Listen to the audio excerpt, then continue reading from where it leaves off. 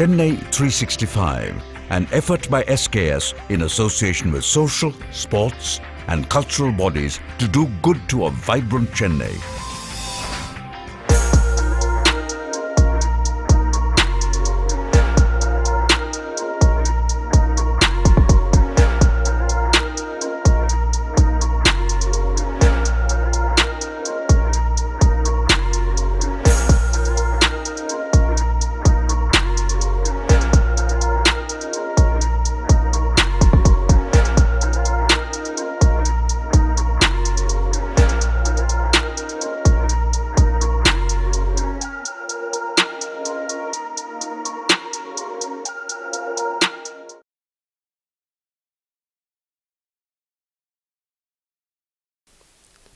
வெள்ளை மலர்மிசை வேதக்கருப்பொருளாக விளங்கிடுவாய், தெள்ளுதமிழ் கலைவாணி நினக்கொரு விண்ணப்பம் செய்திடுவேன்.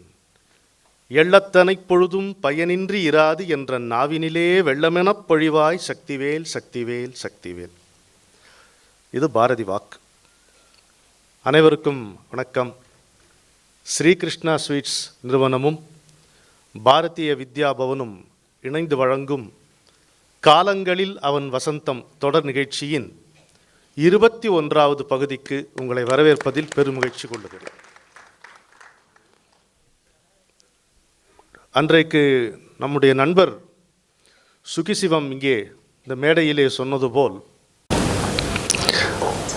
நான் ரொம்ப கொடுத்து வைத்தவன். என்ன சொன்னார்? இப்படி ஒரு ஆடியன்ஸ் கிடைக்கிறதுக்கு நீ என்ன தவம் பண்ணினியோன்னு சொன்னார் சுகிசிவம். உங்களுடைய இந்த ரசனையும் தொடர்ந்த ஆதரவும் தான் ஏதோ ஒரு 6 மாதம் நடத்தலாம் என்றிருந்த நிகழ்ச்சி, சரி 1 வருடம் நீட்டிக்கலாம் என்றிருந்த நிகழ்ச்சி இன்னொரு வருடமும் தொடர்கிறது. இது அடுத்த ஆண்டும் தொடரும் என்கின்ற இனிய எச்சரிக்கையும் நான் உங்களுக்கு விடலாம் என்று நினைக்கிறேன். ஒவ்வொரு முறையும் இந்த நிகழ்ச்சியினுடைய துவக்கத்தில் நம்ம கண்ணதாசனை வாழ்த்துவது வழக்கம். நிகழ்ச்சி முழுக்க கண்ணதாசனை கொண்டாடுவோம். ஆனால் நம்முடைய கவிஞருக்கு ஒரு சிறப்பான வாழ்த்து. முதலில், கடலை தாண்டும் பறவைக்கு தான் கடலை தாண்டும் கதை தெரியாது. கடலை தாண்டும் பறவைக்கு தான் கடலை தாண்டும் கதை தெரியாது. கனவையும் நினைவையும் கலந்து சிந்தும் கண்ணீர் துளிகளை கழிகளாய் புனைந்து கடந்து தொடர்ந்து பறந்து வாழ்க்கையை கறந்து பாடிய கண்ணதாசன். கனவையும் நினைவையும் கலந்து சிந்தும் கண்ணீர் துளிகளை கழிகளாய் புனைந்து கடந்து தொடர்ந்து பறந்து வாழ்க்கையை கறந்து பாடிய கண்ணதாசன் தான் காலம் கடந்து வாழ்வோம் என்பதை கண்டுகொள்ளாமல் தான் கவிதை இசைத்தான். தான் காலம் கடந்து வாழ்வோம் என்பதை கண்டுகொள்ளாமல் தான் கவிதை இசைத்தான். அருந்தமிழ் சொல்லால் அகிலம் அளந்தவன், அன்பால் காதலால் அனைத்தும் அறிந்தவன், அனுபவங்களை பணுவலாய் செய்தவன், நம் அத்தனை பேர்களின் இதயத்துள்ளே இருந்து வாழ்கிறான், இசைத்து மகிழ்கிறான். சரியாமணி? அருந்தமிழ் சொல்லால் அகிலம் அளந்தவன், அன்பால் காதலால் அனைத்தும் அறிந்தவன், அனுபவங்களை பணுவலாய் செய்தவன், நம் அத்தனை பேர்களின் இதயத்துள்ளே இருந்து வாழ்கிறான், இசைத்து மகிழ்கிறான், இன்ப துன்பங்களின் இடைவெளியாகிறான். இதய மலரை திறந்த கவிஞனை இருகரம் கூப்பி இன்றும் வணங்குவோம். ஒவ்வொரு முறையும் என்னுடன் இந்த நிகழ்ச்சியிலே உரையாட ஒரு சிறப்பு விருந்தினர் வந்து கொண்டிருக்கிறார். நீங்கள் 20 விருந்தினர்களை பார்த்து விட்டீர்கள். 21வது விருந்தினராக இங்கே வந்திருப்பவர் ஒரு ஆள் இல்லை, பல ஆட்கள் கொண்ட ஒரு தொகுப்பாக விளங்குகின்ற இந்த அன்பர் துபாய் நாட்டில் வசிக்கும் என்னுடைய அன்புக்கும் நேசத்துக்கும் உரிய கவிஞர் காவிரி மைந்தன் அவர்கள். இந்த நிகழ்ச்சியின் முடிவில் ஸ்ரீகிருஷ்ணா ஸ்வீட்ஸ் நிறுவனம் இவருக்கு தேர்ந்த ரசிகர் என்கின்ற விருது வழங்கி சிறப்பிக்க இருக்கிறது. அதிலே உங்களுக்கு பல விவரங்கள் கிடைக்கும். ஆனால் இவரை பற்றி சுருக்கமாக சொல்ல வேண்டும் என்றால், ராமனுக்கு அனுமன் எப்படியோ அப்படி கண்ணதாசனுக்கு காவிரி மைந்தன் என்று சொல்லலாம்.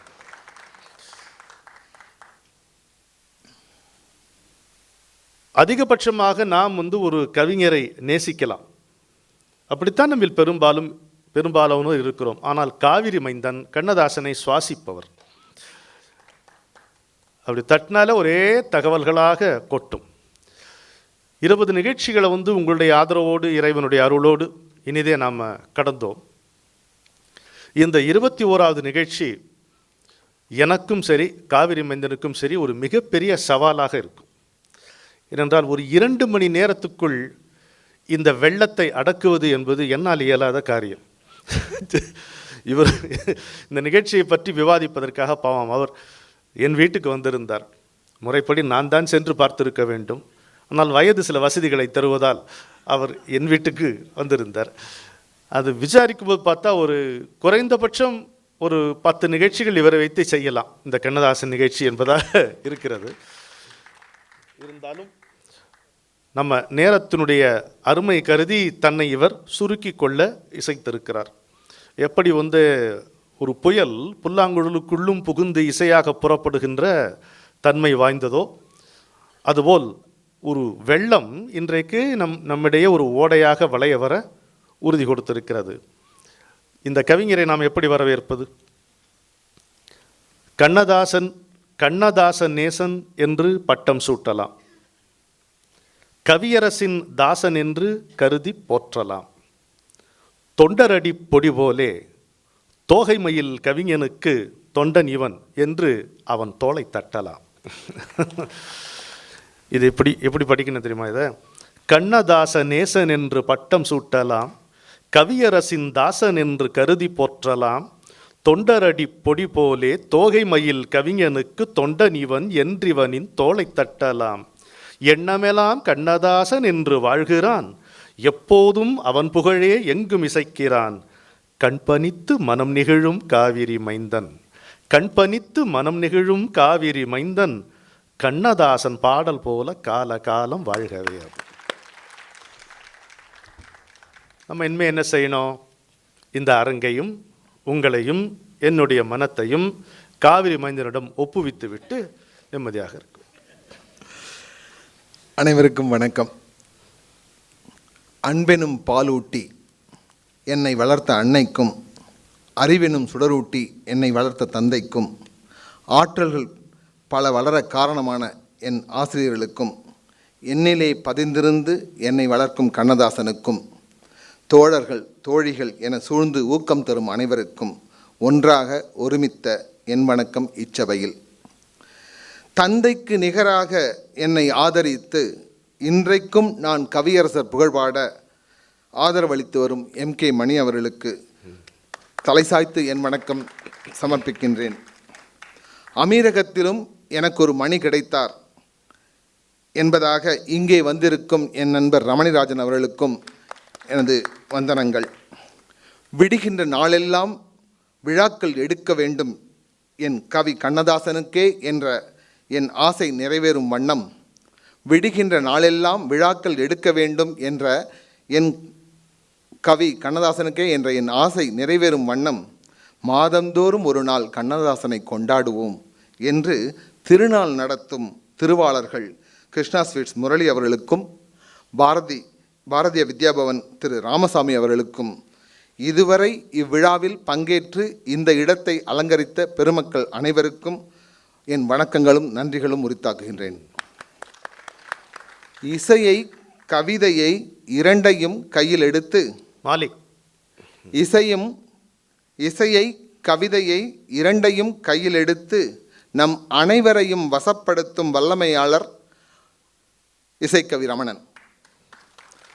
பாரதியை ஸ்லாகித்து கண்ணதாசனை கண்டு வியந்து இருவரிலும் ரசமாகி கரைந்து இன்னமுதம் இதோ இதோ என்று தொடர்விருந்து படைக்கும் அவரின் திருவடியை போற்றுகின்றேன். அன்பையும் பண்பையும் அறிவையும் ஒன்று கலக்கும் இவரை கண்டு நான் வியக்கிறேன். பொறுமையும் திறமையும் இரண்டர கலப்பதனால் இதுவன்றோ விருந்தென்று பெருமை கொள்கின்றேன்.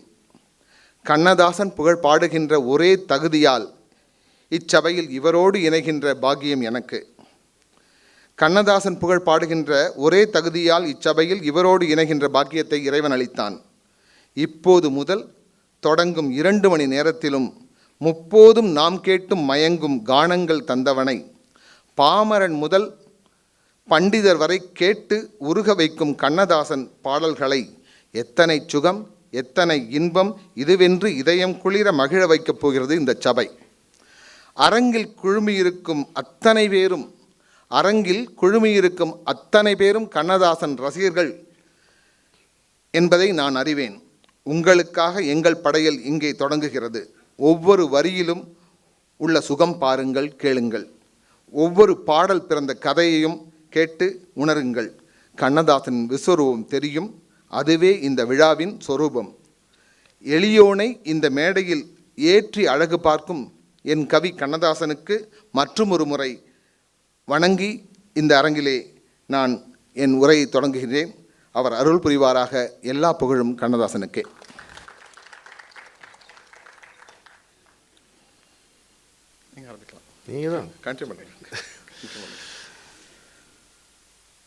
இந்த முறை ஒவ்வொரு முறையும் சிறப்பு விருந்தினர் தான் இதில் நம்ம விவாதத்திற்கு எடுத்துக்கொள்ளக்கூடிய பாடல்களை தேர்ந்தெடுப்பார். அந்த வகையில் காவிரி மைந்தனும் அருமையான பாடல்களை தேர்ந்தெடுத்திருக்கிறார். அதாவது இந்த பாடல்கள் ஏற்கனவே வந்த பாடல், அதனால் என்ன இன்னொரு செட் ஒரு 4-5 கொடுத்துருவார். இல்லைங்க இது எனக்கு சுத்தமாக பாட வராது, இல்லை எந்த பாட்டு தான் நம்ம சுத்தமாக பாடுறோம், இந்த பாட்டு சுத்தமாக பாட வராது அப்படின்னா அதனால் என்ன இது இப்படி எவ்வளோ ஒன்றா டக்குன்னு ஒரு ஆல்டர்னேட்டிவ் கொடுத்து அதை வச்சுருந்தார். இதுலேயே கூட நம்ம இந்த 1.25 மணி நேரத்துக்குள்ளே இவ்வளோ பாடல் முடிக்க முடியுமான்னு நமக்கு தெரியல, ஆனால் முடியும் அப்படின்னு இருக்கார். அவருடைய சிறப்பு நான் இன்னொன்று சொல்லலாம் அப்படின்னா, அவரை மேடையில் உட்காத்தி வச்சு பார்க்குறதுங்கிறது எனக்கு ரொம்ப விசித்திரமாக இருக்குது. அவர் விழா ஏற்பாடு செஞ்சே வழக்கப்பட்டவர். நான் அவருடைய நண்பர் ரமணிகிட்ட கூட சொன்னேன், எப்படியாவது அவர் தயவுசெய்து உள்ளே அனுப்பிச்சி வச்சுருங்க அப்படின்னு அவர்கிட்ட ரிக்வெஸ்ட் பண்ணி கேட்டுக்கிட்டேன். அந்த மாதிரி அதாவது செயல் வீரர், ஒரு தொண்டனுக்கே உரிய சுறுசுறுப்பும் செயல் வீரமும் அந்த செயலை ஆற்ற வேண்டும் என்கின்ற அந்த முனைப்பும் கொண்டவர் காவிரி மைந்தன். நம்புகிறோம், நம்ம நம்பினார் கெடுவதில்லை 4 முறை தீர்ப்பு, அம்பிகையை சரண் புகுந்தால் அதிக வரம் பெறலாம். இது பாரதியாருடைய வார்த்தை. இதை அப்படியே எடுத்துக்கிட்டு கண்ணதாசன் அருமையான பாடல் உங்களுக்கு நமக்கு ஏற்றி தந்தார். என்ன பாட்டு?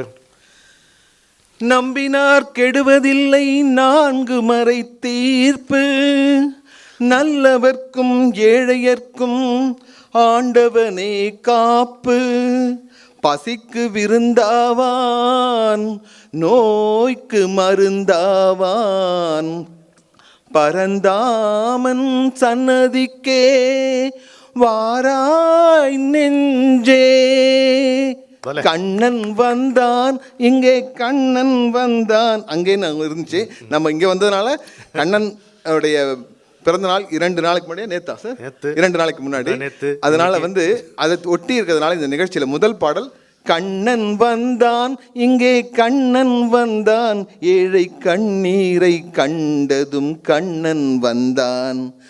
நண்பர்களே, அன்பர்களே, இந்த விழாவிலே நான் பங்கேற்பதை பெரிய பெருமையாக கருதுகிறேன். காரணம், கடந்த 28 ஆண்டுகளாக பம்மலிலே தொடங்கிய கவியரசு கண்ணதாசன் தமிழ்ச்சங்கம் இன்றும் என்றும் கண்ணதாசனுடைய புகழ் பாடிக்கொண்டிருக்கிறது. அதற்கான விழாக்களை சென்னை கண்டு கொண்டிருக்கிறது. அமீரகத்தில் நான் வாழ்ந்த போதும் அங்கும் என்னால் இயன்ற அளவுக்கு கண்ணதாசன் புகழை வானொலியிலும் தொலைக்காட்சியிலும் தொடர்ந்து செய்து கொண்டிருக்கிறேன். புத்தக வடிவிலும் அதற்கான வடிவங்களை தந்து கொண்டிருக்கிறேன். ஆனால் ஒவ்வொரு பாடலிலும் பொதுமக்கள் அறியாத பல பல பல தகவல்கள் பொதிந்து கிடக்கின்றன. இந்த ரகசியங்களை எல்லாம், இந்த பொக்கிஷங்களை எல்லாம் ஈட்டு தருவார் மீட்டு தருவார் யார் என்று தெரியவில்லை. கடவுள் என்னை ஒரு கருவியாக படைத்திருக்கிறார் என்று நான் கருதி கொள்கிறேன் கண்ணதாசன் புகழ் பாட. அந்த வகையிலே 91 ஆரம்பித்த இந்த இலக்கிய மன்றம் இன்று வரை தொடர்ந்து செயல்படும் போது பல்வேறு படைப்பாளர்களை, இயக்குனர்களை, தயாரிப்பாளர்களை, இசையமைப்பாளர்களை, கவிஞர்களை, பொதுமக்களை யாரிடம் பேசினாலும் நான் பேசுவது அநேகமாக கண்ணதாசனை பற்றிய விஷயமாக இருக்கும். இன்னும் சொல்லப்போனால் என்னிடம் அவர்கள் பேசுவதும் கண்ணதாசனை பற்றியே இருக்கும். அப்படி இந்த 28 ஆண்டுகளில் எனக்கு கிடைத்த அந்த அதி அற்புத பொக்கிஷங்களை எல்லாம் நண்பரிடம் மட்டுமே பகிர்ந்து கொண்டிருந்த காலங்கள் மாறி, அதை புத்தக வடிவில் தந்த காலங்கள் மாறி, வானொலியிலும் தொலைக்காட்சியிலும் என்று ஆகி இன்று முதல் முறையாக பொதுமக்களாகிய உங்கள் முன்னிலையிலே என்னுடைய அந்த உணர்வுகளை, அந்த சங்கதிகளை, சம்பவங்களை, இனிய பதிவுகளை பரிமாற காத்திருக்கிறேன். கண்ணன் வந்தான் இந்த பாடல் முழுசாக சொல்லணும்னா நான் தேவையில்லை. ஏனென்றால் ஆர் கிருஷ்ணமூர்த்தி என்று நினைக்கிறேன், பேரில் தப்பு இருந்தால் பார்த்துக்கலாம். ஆர் கிருஷ்ணமூர்த்தி எனக்கு நல்லா ஞாபகம் இருக்குது. தென்னகம் பத்திரிகையில் ஒர்க் பண்ணவர். அவர் வானதி பதிப்பகம் மூலமாக ஒரு நூல் வெளியிட்டிருக்காரு. கண்ணதாசன் கண்ட தெய்வ தரிசனம் புத்தகம் பேர், முடிஞ்சால் வாங்கிக்கோங்க. அந்த புத்தகத்தில் எழுதப்பட்ட வரிகள் இந்த ஒற்றை பாடலுக்கான ஒற்றை புத்தகம் அது என்றால் மிக இல்லை. இந்த ஒற்றை பாடலுக்கு, இந்த பாடலில் இருக்க ஒவ்வொரு வரியும் எடுத்து அவர் சாப்டருடைய ஹெட்டிங்காக விட்டுருக்காரு.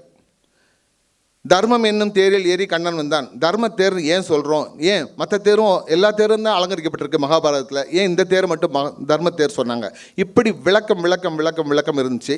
அதை ஒரு இடத்துல தான், இப்போ நிகழ்ச்சியை இந்த ஒரு பாடலை பற்றியே ஒரு அரை மணி நேரம் பேச முடியும். இசைக்கையும் அனுமதிக்க மாட்டார், மற்றவங்களும் அனுமதிக்க மாட்டாங்க. நான் சுருக்கமாகவே ஒவ்வொரு பாடலுக்கும் வந்துடுறேன். அதில் உள்ள மிக மிக முக்கியமான அல்லது நுட்பமான ரசிக்கக்கூடிய விஷயத்துக்கு நம்ம பேசுவோம். அப்படிங்கிற வகையில் இந்த பாடலை பொறுத்தளவு சொல்லணும்னு சொன்னாக்க, அம்மா குழந்தைய பாலூட்டுறா எல்லாம் பண்ணுறா. குழந்தை அழுதுன்னு சொன்னால் உடனே போய் எந்த தாயும் பாலூட்ட கொடுக்க மாட்டாங்க. ஏன்னு சொன்னாக்க அந்த குழந்தை கொஞ்சம் அழுதால்தான் பாலை ஒழுங்காக குடிக்கும் அப்படிங்கிறது நல்ல தாய்மார்களுக்கு நல்லாவே தெரியும். அந்த வகையில் கொஞ்ச நேரம் அழட்டுமே என்று காத்திருப்பாள் பெற்ற தாய். ஆனால் கண்ணன் எப்படி இருக்கிறானாம்? கண்ணன் வந்தான், அங்கே கண்ணன் வந்தான், ஏழை கண்ணீரை கண்டதும் கண்ணன் வந்தான். கண்டதும் என்கிற வார்த்தைக்கு என்ன அர்த்தம் என்றால், அந்த கண்ணீர் கீழே சிந்தவில்லை என்கிற பொருளை அங்கே கண்ணதாசன் சொல்லியிருக்கிறார். இந்த அளவுக்கு நுட்பமான பாடலை எந்த கவிஞரும் எழுதப் போவதும் இல்லை, எழுதியதும் இல்லை, எழுதவும் வாய்ப்பில்லை. இந்த மாதிரி கேட்டவர்க்கு கேட்டபடி கண்ணன் வந்தான், கேள்வியிலே பதிலாக கண்ணன் வந்தான். ரொம்ப முக்கியம். அதாவது எந்த கேள்வியுமே அதற்கான விடையின் ஒரு பகுதியை தாங்கித்தான் வெளிப்படுகிறது. இது ரொம்ப ஒரு பெரிய அரிய தத்துவம். அவர் பேர் கேள்வியுமே அதற்கான விடையின் ஒரு பகுதியை தாங்கித்தான் வெளியே வருகிறது. எனவே கேள்வியிலே பதிலாக கண்ணன், கேள்விக்கு பதில்னு சொல்லலை, கேள்வியிலே பதிலாக கண்ணன் வந்தான். கேட்டவர்க்கு கேட்டபடின்னா நம்முடைய சக்தி எப்படியோ அந்த அளவுக்கு, நம்முடைய கொள்ளளவு எப்படியோ அப்படித்தான் நம்ம ஒருத்தரை பார்ப்போம். கண்ணன் பாலகிருஷ்ணன், அதுவே ஒரு முழுமை. ராதாகிருஷ்ணன் ஒரு முழுமை, அரசன் கிருஷ்ணன் முழுமை, கீதா கிருஷ்ணன் முழுமை, எப்படி வேணால் நீங்கள் வச்சுக்கோங்க. அதனால தான் கண்ணன் பாட்டில் பாரதியார் அவ்வளோ வகையாக அரசன், தாய், தந்தை எல்லாம் வச்சு பாடினார். இந்த அவர் சொல்கிற மாதிரி இந்த ஒரு வரி 2 வரியை வச்சே நம்ம நிறைய விளக்கங்கள் கொடுக்கலாம். சொல்லுங்கள். இந்த பாடலுடைய அந்த விஷயத்தை கொடுத்த ஒரு பேர் நினைவுக்கு வந்துடுச்சு, ஆர் சீனிவாசமூர்த்தி. ஆர் சீனிவாசமூர்த்தி, முதல்ல ஏதாவது தவறாக சொன்னால் மன்னிச்சுங்க. ஆர் சீனிவாசமூர்த்தி அவர் அந்த கட்டுரையை நிறைவு செய்கிறார் எப்படின்னா, இந்த பாடலை கண்ணதாசன் எழுதியதாக டைட்டில் போடுறாங்க. இல்லை, கண்ணதாசன் எழுதியதாக பாட்டு புத்தகத்தில் பதிவாயிருக்கு. இல்லவே இல்லை. இது தொடர்பான எல்லா செய்திகளையும் வரிசையிட்டு அவர் தான். அவர் இல்லவே இல்லை. கண்ணனே தனக்குத்தானே இந்த திரையுலகத்தில் அமர்ந்து ஒரு பாட்டு எழுதி கொண்டால் அந்த பாட்டு தான் இந்த பாட்டுன்னு முடிக்கிறார். அதுதான் கண்ணதாசனுடைய சிறப்பு. நின்ற கை கண்களிலே கண்ணன் வந்தான், தீபம் ஒன்று கையில் கொண்டு கண்ணன் வந்தான். தேடி நின்ற கைகள் கண்களிலே கண்ணன் வந்தான், தீபம் ஒன்று கையிலேந்தி கண்ணன் வந்தான். கேட்டவர்க்கு கேட்டபடி கண்ணன் வந்தான், கேள்வியிலே பதிலாக கண்ணன் வந்தான். கேட்டவர்க்கு கேட்டபடி கண்ணன் வந்தான், கேள்வியிலே பதிலாக கண்ணன் வந்தான். தருமம் என்னும் தேரிலேறி கண்ணன் வந்தான், தாழாத துயர் தீர்க்க கண்ணன் வந்தான். கண்ணன் வந்தான், மாய கண்ணன் வந்தான், கண்ணன் வந்தான். கண்ணன் வந்தான், எங்கள் கண்ணன் வந்தான், ஏழை கண்ணீரை கண்டதும் கண்ணன் வந்தான். கண்ணன் வந்தான்.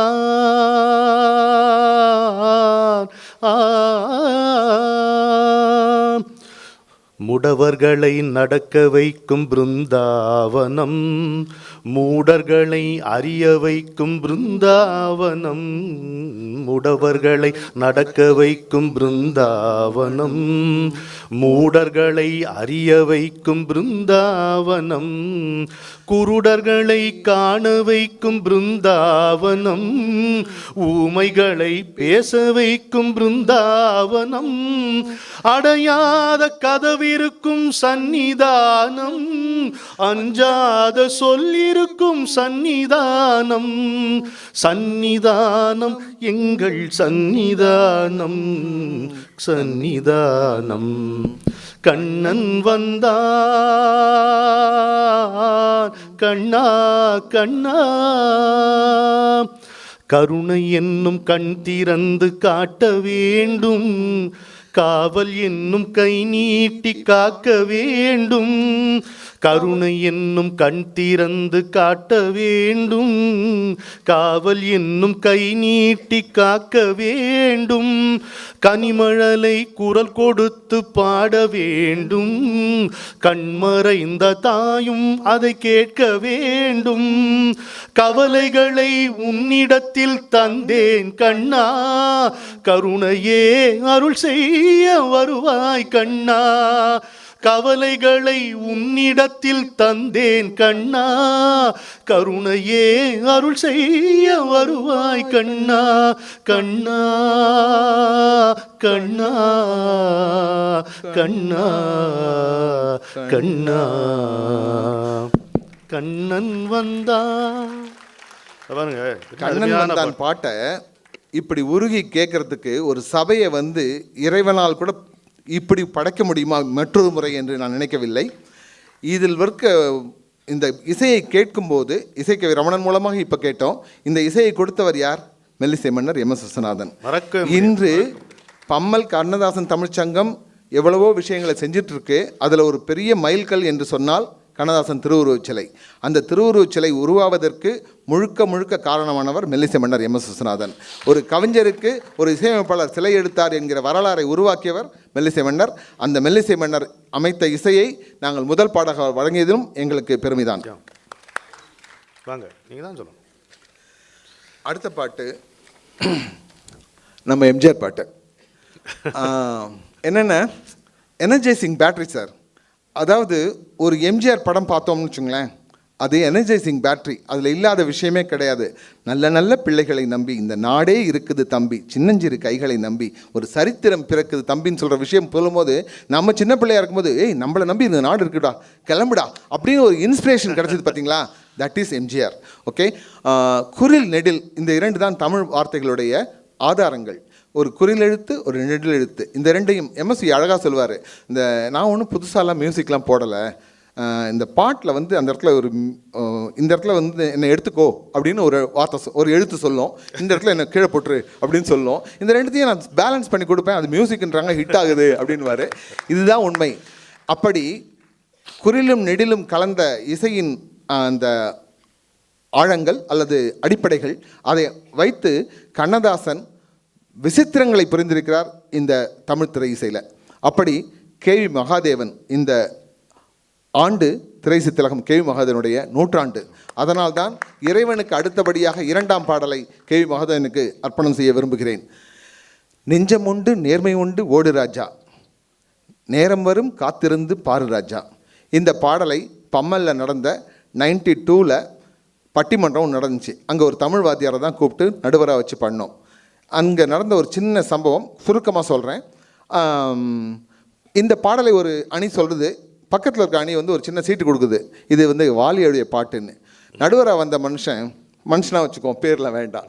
நடுவராக வந்த மனுஷன் என்ன பண்ணார், அதை ஒப்புக்கொண்டு உடனே அது வாலி பாட்டு, இது சபையில் ஏற்றுக்கொள்ள முடியாதுன்னாங்க. நான் வந்து எங்கள் அப்பா சொன்னாருங்கிறதுக்காக வாழ்க்கையிலேயே முதல் முறையாக வேஷ்டி கட்டி, நமக்கு வேஷ்டி கட்டி பழக்கம் இல்லை, பக்கத்து தெருவில் என்னுடைய வீடு, பொது ரோட்டில் விழா நடக்குது, எம்கே மணியெல்லாம் வந்து அந்த நாள்லேருந்து இந்த நாள் வரைக்கும் என் கூட நிற்கிறவங்க. ஸோ அப்படி இருக்கும்போது ஓடி போகிறேன். ஏன்னா எனக்கு எம்ஜிஆர் பேசிக்காக ரசிகன், கண்ணதாசன் உயிர். ஓடி போய் பைண்டிங் பண்ணி வச்சுருக்கேன் பாடல் புத்தகத்தை. நிறைய பேர் பண்ணியிருப்பீங்க, வச்சுருப்பீங்க வீட்டில். அந்த பைண்டிங் பண்ண புத்தகத்தை நான் சொல்கிறேன் சார், இன்றைக்கும் அன்னைக்கும் கண்ணதாசன் என்னோடையே இருக்காருன்றதுக்கு சத்திய சாட்சி. அன்னைக்கே நான் ஒரு உதாரணம் சொல்கிறேன். புத்தகத்தை இப்படி தான் தட்டினேன், கரெக்டாக அந்த பாட்டு வந்து நின்றுச்சு. இப்படி தான் தட்டினேன், அப்படியே வந்து நின்றுச்சு. ஸோ அந்த மாதிரி உடனே அதை எடுத்துகிட்டு வந்து சபையில் கொடுத்துட்டேன். அவர் அதையும் படிச்சுட்டு, நோ இது வந்து மலிவு பதிப்பு, இதனால் இதை எடுத்துக்கொள்ள முடியாதுன்னு சபையிலிருந்து நீக்கம் செய்தார். ஆனால் அந்த சாதுரியமாக அந்த அணியை சார்ந்த தலைவன், அதாவது அணித்தலைவர், அவர் என்ன செஞ்சார், மக்கள்கிட்ட விட்டார். ஏய் நீங்கள் சொல்லுங்கப்பா, இது கண்ணதாசன் பாட்டா வாலி பாட்டான்னு. மக்கள் எல்லாம் ஓஹோன்னு கண்ணதாசன் சொல்லிட்டாங்க. ஆனால் அதோடு அந்த கதையை முடித்துவிட நான் விரும்பவில்லை. அதை ஊர்ஜிதம் பண்ணுவதற்காக அடுத்த நாள் காலை கண்ணதாசனுடைய இல்லத்துக்கு சென்றேன். அங்கிருந்த காந்தி கண்ணதாசன்கிட்ட கேட்குறேன், இது அப்பா பாட்டா இல்லையா, நான் கன்ஃபார்ம் பண்ணி கொடுங்க அப்படின்னு கேட்குறேன். அவர் சொல்கிறாரு, கரெக்டாக தான் கொண்டு வந்திருக்கேன், அப்பா என்கிட்ட இந்த பாடலை பற்றி குறிப்பாக ஒரு செய்தி சொன்னாங்கன்னு சொன்னாங்க. அதுதான் எனக்கு வந்து கண்ணதாசன் நான் ரொம்ப ரொம்ப ரொம்ப ஆழமாக நேசிக்கிறதுக்கு காரணம் இதுதான். எனக்கு என்ன கவலை வந்தாலும், என்ன கஷ்டம் வந்தாலும், என்ன பிரச்சனை வந்தாலும் அதுக்கு விளக்கம் வந்து அடுத்த நாள் கொண்டு வந்து அவரே கொடுப்பார். அப்படி ஏன்னா எத்தனையோ 1000 பாடல்களுக்கு பாடிய கண்ணதாசன் எல்லா பாடலுக்கும் காந்தி கண்ணதாசன் விளக்கம் கொடுத்துருக்க வாய்ப்பு இல்லை. இந்த பாடலை கேட்ட உடனே அவர் சொல்கிறார், அப்பா இதை பற்றி விளக்கம் சொல்லியிருக்காரு. நான் அண்ணாந்து பார்க்கின்ற மாளிகை கட்டி அதன் அருகினில் ஓலை குடிசை கட்டி பொன்னான உலகென்று பேரும் வைத்தால் இந்த பூமி சிரிக்கும் அந்த சாமி சிரிக்கும் அப்படின்ற வரியை பாடும்போது ஆப்ரஹாம் லிங்கன் சொன்ன வார்த்தை தான் அந்த வார்த்தைகளுடைய தமிழாக்கம்.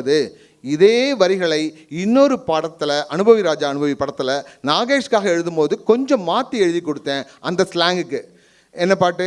ஏரோட்டு நின்று போனா அதுக்கு முன்னாடி சிட்டு கட்டு கணக்காக சிலர் வீட்டை கட்டி இருக்காக, வீட்டை கட்டி இருந்தாலும் இங்க ரோட்டு மேல படுக்காக. இன்னொரு தகவல் உங்களுக்கு சொல்றேன், இதை நீங்க 4 மேடையில சொல்லலாம். கண்டிப்பா. கண்ணதாசனுடைய கவிதையில வரும், 4 மாடி வீட்டினிலே இருவர் வாழ்கிறார், இங்கே 40 பேர் குடிசையிலே அடைந்து கிடக்கிறார், அங்கே பொதுநலம் இல்லை இங்கே சுயநலம் இல்லைன்னு எழுப்பார். தமிழர் மணியன் சொல்கிற மாதிரி சினிமா பாடல்களை தாண்டி கண்ணதாசனுடைய உயரம் எட்ட முடியாத அளவுக்கு இருக்குது. நம்மலாம் இந்த சினிமா பாட்டிலே கேட்டு கேட்டு கேட்டு மயங்கி இதுலேயே நம்மளால் தாங்க முடியலையே, எவ்வளோ சுகம், என்னைக்கு கேட்டாலும் அப்படியே மயங்கி கிடக்கும். வீட்டில் எவ்வளோ பிரச்சனை இருக்கும், நான் ஒரு பாட்டு கேட்டுட்டு இருப்பேன், அந்த பிரச்சனை பக்கமே வராதுங்க, சொன்னால் நம்ப முடியாது.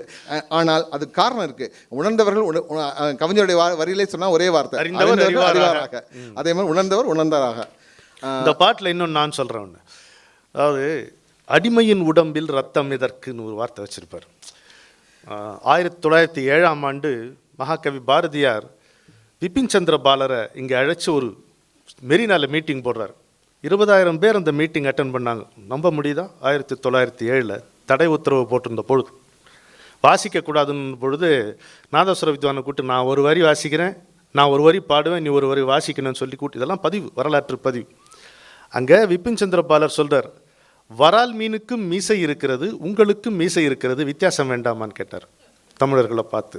பெங்காலி இல்லவர், வரால் மீனுக்கும் மீசை இருக்கிறது, உங்களுக்கும் மீசை இருக்கிறது, வித்தியாசம் வேண்டாமான்னு ஒருபடி மேலே போய் சொல்கிறார்.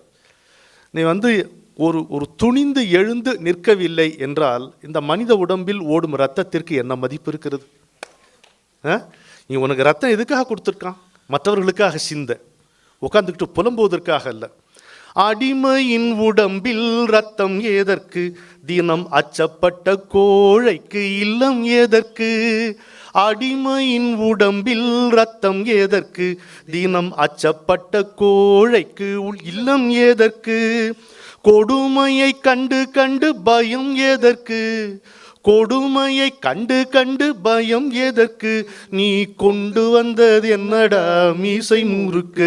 ஹே, நெஞ்சம் உண்டு நேர்மை உண்டு ஓடு ராஜா, நேரம் வரும் காத்திருந்து பாரு ராஜா, அஞ்சி அஞ்சி வாழ்ந்தது போதும் ராஜா, நீ ஆற்று வெள்ளம் போல் எழுந்து ஓடுரா. இவர் காவிரி மைந்தன், ஆற்று வெள்ளம் பாட்டு எடுக்காம இருப்பார் அவர். அண்ணாந்து பார்க்கின்ற மாளிகை கட்டி அதன் அருகினில் ஓலை குடிசை கட்டி பொன்னான உலகென்று பெயரும் இட்டால், பொன்னான உலகென்று பெயரும் இட்டால், இந்த பூமி சிரிக்கும் அந்த சாமி சிரிக்கும். ஓ என்ன மாஸ்டர் பீஸ். இதில் ஒரு லைன் இருக்கு. உண்டு உண்டு என்று நம்பிக்காலை ஏடு, இங்கு உன்னை விட்டால் பூமி எது கவலை வீடு. ரெண்டில் ஒன்று பார்ப்பதற்கு தோளை நிமிர்த்து. சூப்பர். ரெண்டில் ஒன்று பார்ப்பதற்கு தோளை நிமிர்த்து, அதில் நீதி வரவில்லை என்றால் வாளை நிமிர்த்து. ஓய் நெஞ்சம் உண்டு நேர்மை உண்டு ஓடு ராஜா, நேரம் வரும் காத்திருந்து பாரு ராஜா. ஒரு அழகான இடத்துல உங்களுக்கு இதையும் சேர்த்தே சொல்கிறேன். அவருடைய கவிதை தொகுதிகளில் 5வது தொகுதியில் இன்றும் நீ நாளை நீ என்றும் நீ என்றிருன்னு ஒரு கவிதை இருக்குது. அவசியம் படிங்க. எவ்வளோ நம்பிக்கை தரக்கூடிய கவிதை. அதில் ஒரே ஒரு பகுதி சொல்கிறேன். விதி எனும் ஒன்றை நீ வெல்வதும் உண்டுகான், வெல்வது உன் விதி என வேதன் விதித்ததால். நன்மைகள் தீமைகள் நடப்பவை யாவையும் சக்கர சுழற்சியில் சமமென கருதி நீ. நன்மைகள் தீமைகள் நடப்பவை யாவையும் சக்கர சுழற்சியில் சமமென கருது நீ. ஈதலில் புறத்தலில் இயற்கையை ரசித்தலில் வாழ்தலில் பற்றுவை வாழ்க்கையை கற்றுவை. வாழ்தலில் பற்றுவை வாழ்க்கையை கற்றுவை.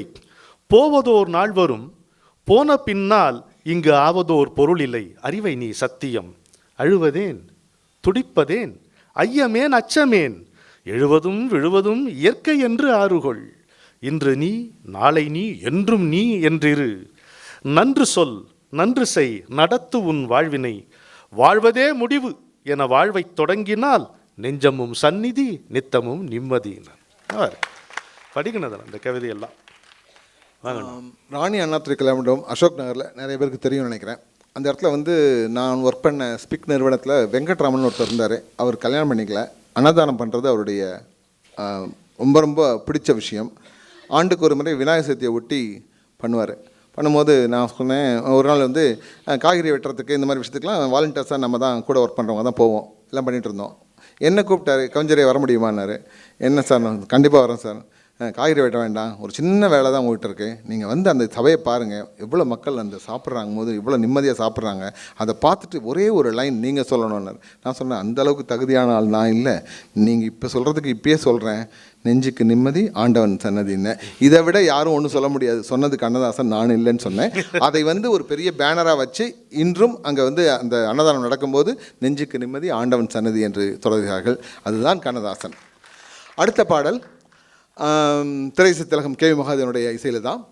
அந்த பாடல் வந்து வெளியான படம் வந்து ஆதிபராசக்தி. ஆதிபராசக்தி படத்துக்கு KS கோபாலகிருஷ்ணன் இயக்கம்னு உங்களுக்கு தெரியும். கண்ணதாசன் பாடல் எழுதணும். அதில் மற்றவங்களும் எழுதியிருக்காங்க. கண்ணதாசனை வந்து ரொம்ப அதிகமாக நேசித்த இயக்குனர்களில் KS கோபாலகிருஷ்ணனுக்கு நிச்சயமாக இடம் உண்டு. அந்த வகையில் வந்து அவர் என்கிட்ட நேரடியாக சொன்னது 1997 அவருக்கு விருது கொடுக்கும்போது அவரை சந்திக்கிறதுக்கான வாய்ப்புகள் கிடைக்கும்போது அவர் பரிமாறிய இந்த செய்திகள், இதுதான் அரிய தகவல்கள். என் மூலமாக சபை அறியணும்னு நான் நினைக்கிற விஷயங்கள் இதுதான். அதில் வந்து என்ன சொன்னார், ஒரு 10 நாளாக டெய்லி உட்காந்து பேசிகிட்டே இருந்தோம்ப்பா. இந்த பாட்டு மியூசிக்லாம் கொடுத்து பார்த்தோம். கவிஞர் வந்து சொல்லிட்டு பேசிகிட்டு இருக்கார், ஜாலியாக இருக்கார், போகிறார், எழுதவே இல்லை. 10 நாள். 13ஆவது நாள் ஆச்சு. 13ஆவது நாளில் கவிஞர் இயக்குனருக்கு கோவம் வந்துடுச்சு. கவிஞரை நீங்கள் லாயக்கப்பட மாட்டீங்க, வந்து வேறு ஒன்றும் இல்லை, நீங்கள் வந்து கொஞ்ச நாள் இந்த நாத்திகம் பக்கம் போய் இருந்தீங்க இல்லையா, அதனால் உங்களுக்கு இந்த ஆத்திக பாடல் அகப்படலை, அதனால் வேண்டாம் விட்டுருங்க, நான் வேறு யாராவது வச்சு எழுதிக்கிறேன்னு. கவிஞர் திருப்பி கேட்டார், நீ சொல்கிறதெல்லாம் வாஸ்தவம் தான், நான் கேட்குற ஒரு கேள்வி ஒன்று பதில் சொல்லு. எந்த பாடலையும் நீ சொல்லப்போனால் இந்த வரி, இந்த சுச்சுவேஷன், இந்த உணர்வுகள், இந்த பாத்திரம் இது பேசுகிறது என்று கிட்டத்தட்ட அந்த முதல் வார்த்தையோ முதல் வரியோ எடுத்து கொடுக்கின்ற பழக்கம் உனக்கு.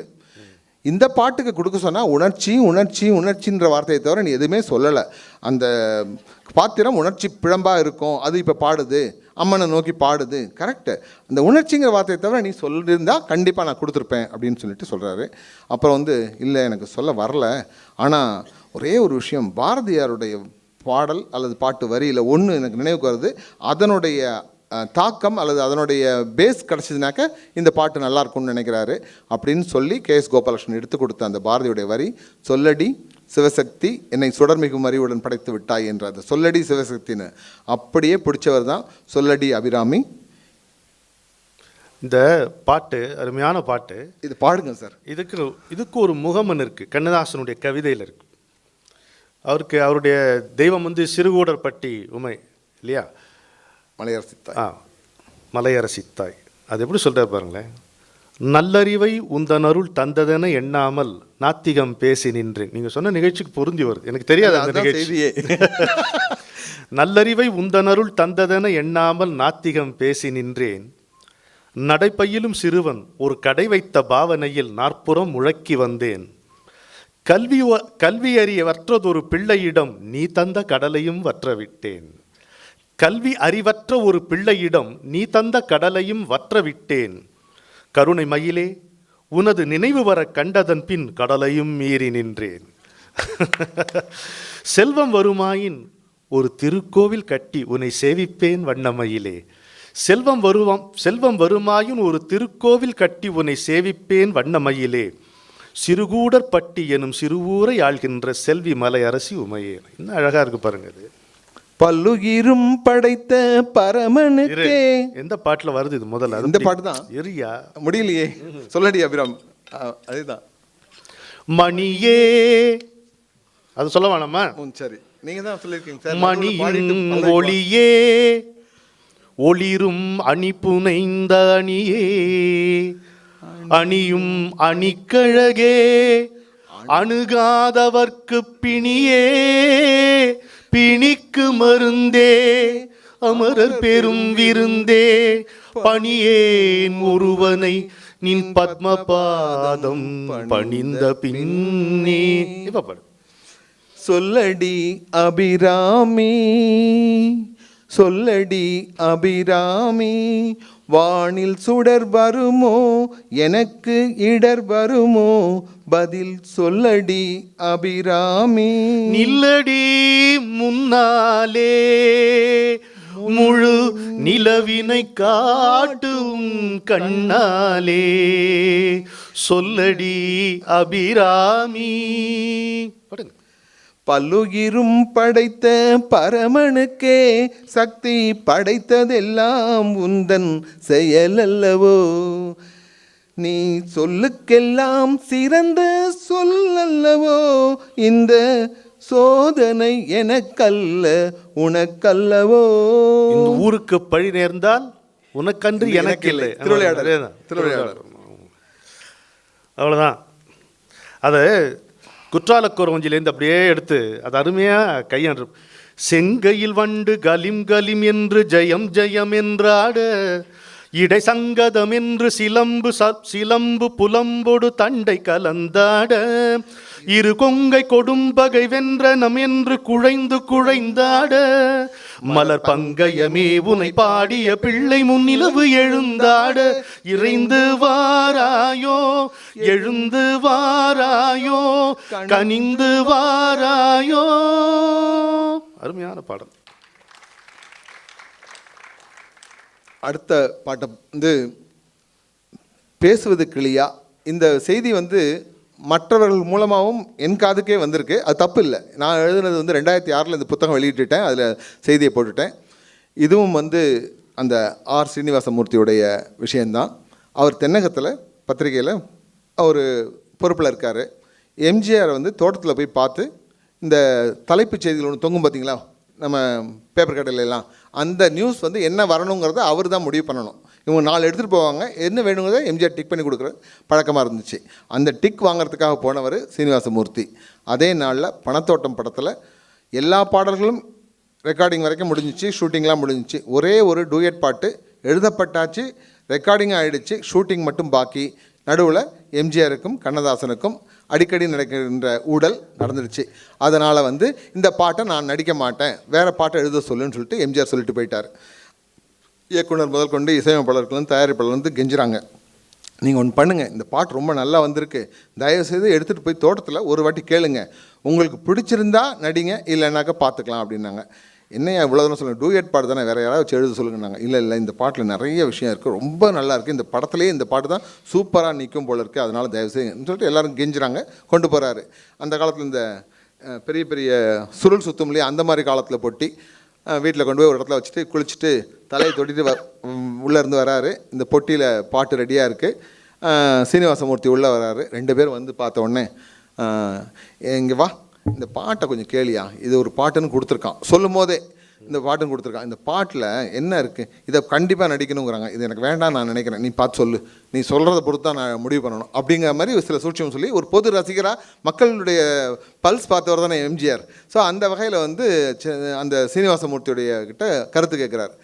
பாட்டை ஒரு முறை கேட்டவுடன் சீனிவாசமூர்த்தி கூறிய ஒற்றை வரி பதில் உடனே எம்ஜிஆரை ஓகே சொல்ல வைத்தது. என்ன ஒரு சொல்ல முடியும்? ஒரு பாட்டை பற்றி ஓகே சொல்லலாம், குட்டு சொல்லலாம், சூப்பர் சொல்லலாம், பேடு சொல்லலாம், ஒஸ்ட்டு சொல்லலாம். இந்த 5 தவிர எதுவுமே சொல்ல முடியாது. ஆனால் அவர் சொன்னது என்னன்னாக்க, உன் வரலாறையே இந்த பாட்டில் ஒரு வரியில் சொல்லியிருக்கான்ப்பா அப்படின்றாரு. இவர் கேட்குறாரு, யோ டூயட் பாட்டியா, டூயட் பாட்டில் எப்படியா, கொள்கை பாட்டுன்னு சொன்னால் கூட நியாயம் இருக்குது, டூயட் பாட்டில் எப்படியா வரி சொல்ல முடியும்னா, சேரனுக்கு உறவா செந்தமிழ் நிலவா, சேர நாட்டிலிருந்து வந்தவன் நீ, செந்தமிழ் நாட்டில் ஒன்று நிலவு மாதிரி ஒன்று கொண்டாடுறாங்க. இதை விட யாரும் சொல்ல முடியாத விஷயத்தை ஒரு திரைப்பட பாடலில், காதல் பாடலில் சொன்ன கண்ணதாசனை உடனே அந்த பாட்டை ஓகே பண்ணி அடுத்த நாள் ஷூட்டிங் ஆச்சு.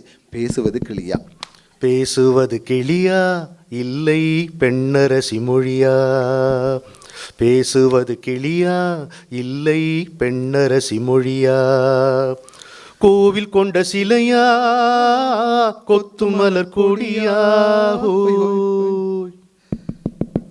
பேசுவது கிளியா இல்லை பெண்ணரசி மொழியா, பாடுவது கவியா இல்லை பாரிவள்ளல் மகனா, பாடுவது கவியா இல்லை பாரிவள்ளல் மகனா, சேரனுக்கு உறவா செந்தமிழர் நிலவா, பேசுவது கிளியா இல்லை பெண்ணரசி மொழியா. அதாவது ஒரு காதல் பாட்டில் இப்படி ஒரு ஊமான ஒரு பெண்ணை வர்ணிக்கும் போது, நீ கச்சேரி ரசிகர்கள் கேட்கும் மோகனமான ஒரு பய சொல்ல மாட்டான், துணிச்சல்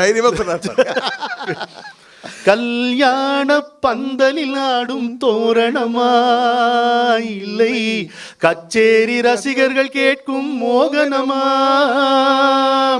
வில்லேந்தும் காவலந்தானா வேல்விழியாள் காதலந்தானா, வில்லேந்தும் காவலந்தானா வேல்விழியாள் காதலந்தானா, சொல்லாமல் சொல்லும் மொழியில் கோட்டை கட்டும் பாவலந்தானா, பேசுவது கிளியா இல்லை பெண்ணரசி மொழியா, மன்னாதி மன்னர்கள் கூடும் மாளிகையா உள்ளம், வண்டாட்டம் மாதர்கள் கூடும் மண்டபமா,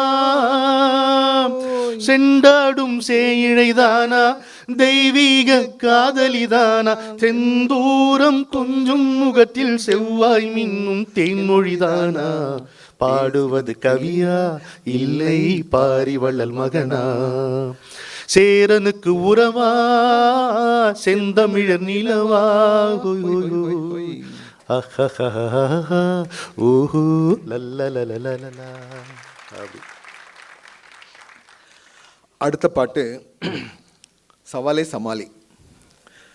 இந்த சவாலை நான் சமாளிச்சுட்டு இருக்கேன். நிலவை பார்த்து வானம் சொல்லிச்சான். என்னையா சொல்லியிருக்க முடியும் ரொம்ப போனா? நிலவை பார்த்து வானம் சொன்னது நினைச்சு பார்க்க முடியுமா? என்னை தொடாதேன்னு நிலவு சொல்லும்னு. நிலவை பார்த்து வானம் சொன்னது என்னை தொடாதே, நிழலை பார்த்து பூமி சொன்னது என்னை தொடாதே.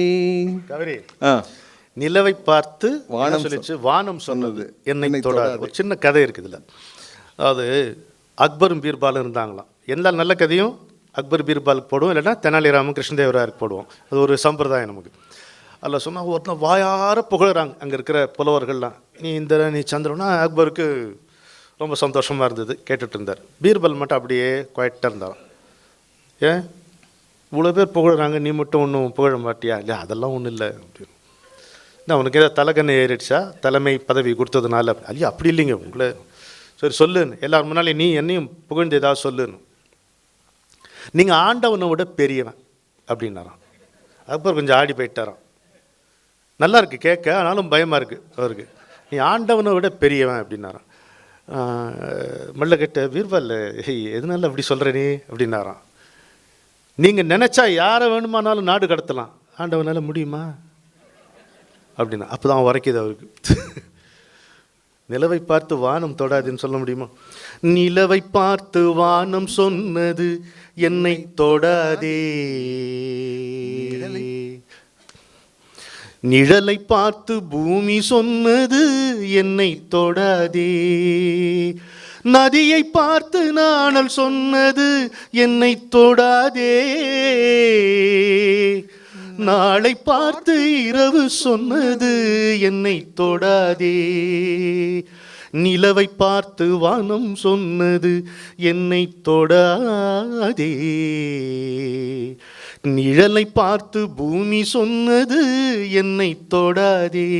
கிருஷ்ணா, புதியதல்லவே தீண்டாமை என்பது, புதுமை அல்லவே அதை நீயும் சொன்னது, சொன்ன வார்த்தையும் இரவல் தானது,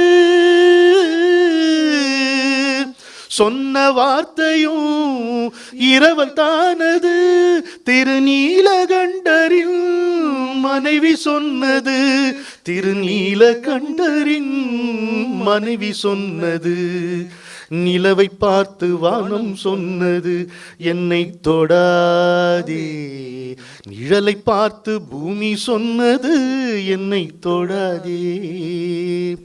இதில் ஒரு நயம் சொல்லுங்க பார்க்கலாம், பாட்டு அப்புறம் பாடுங்க. இல்லை, இந்த அடுத்த வரி வந்து தான் இதில் உள்ள நயம்.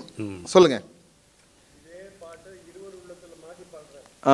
அந்த வரி கடலை தேடி. சரி, நதியை பார்த்து நாணல் சொன்னது தொடாதே என்ற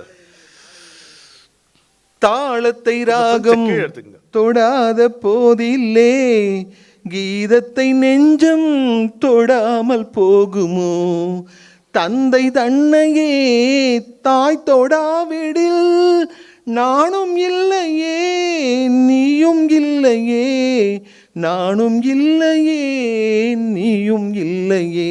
இந்த வரி தான் இப்போ சொல்ல போகிற விஷயம்.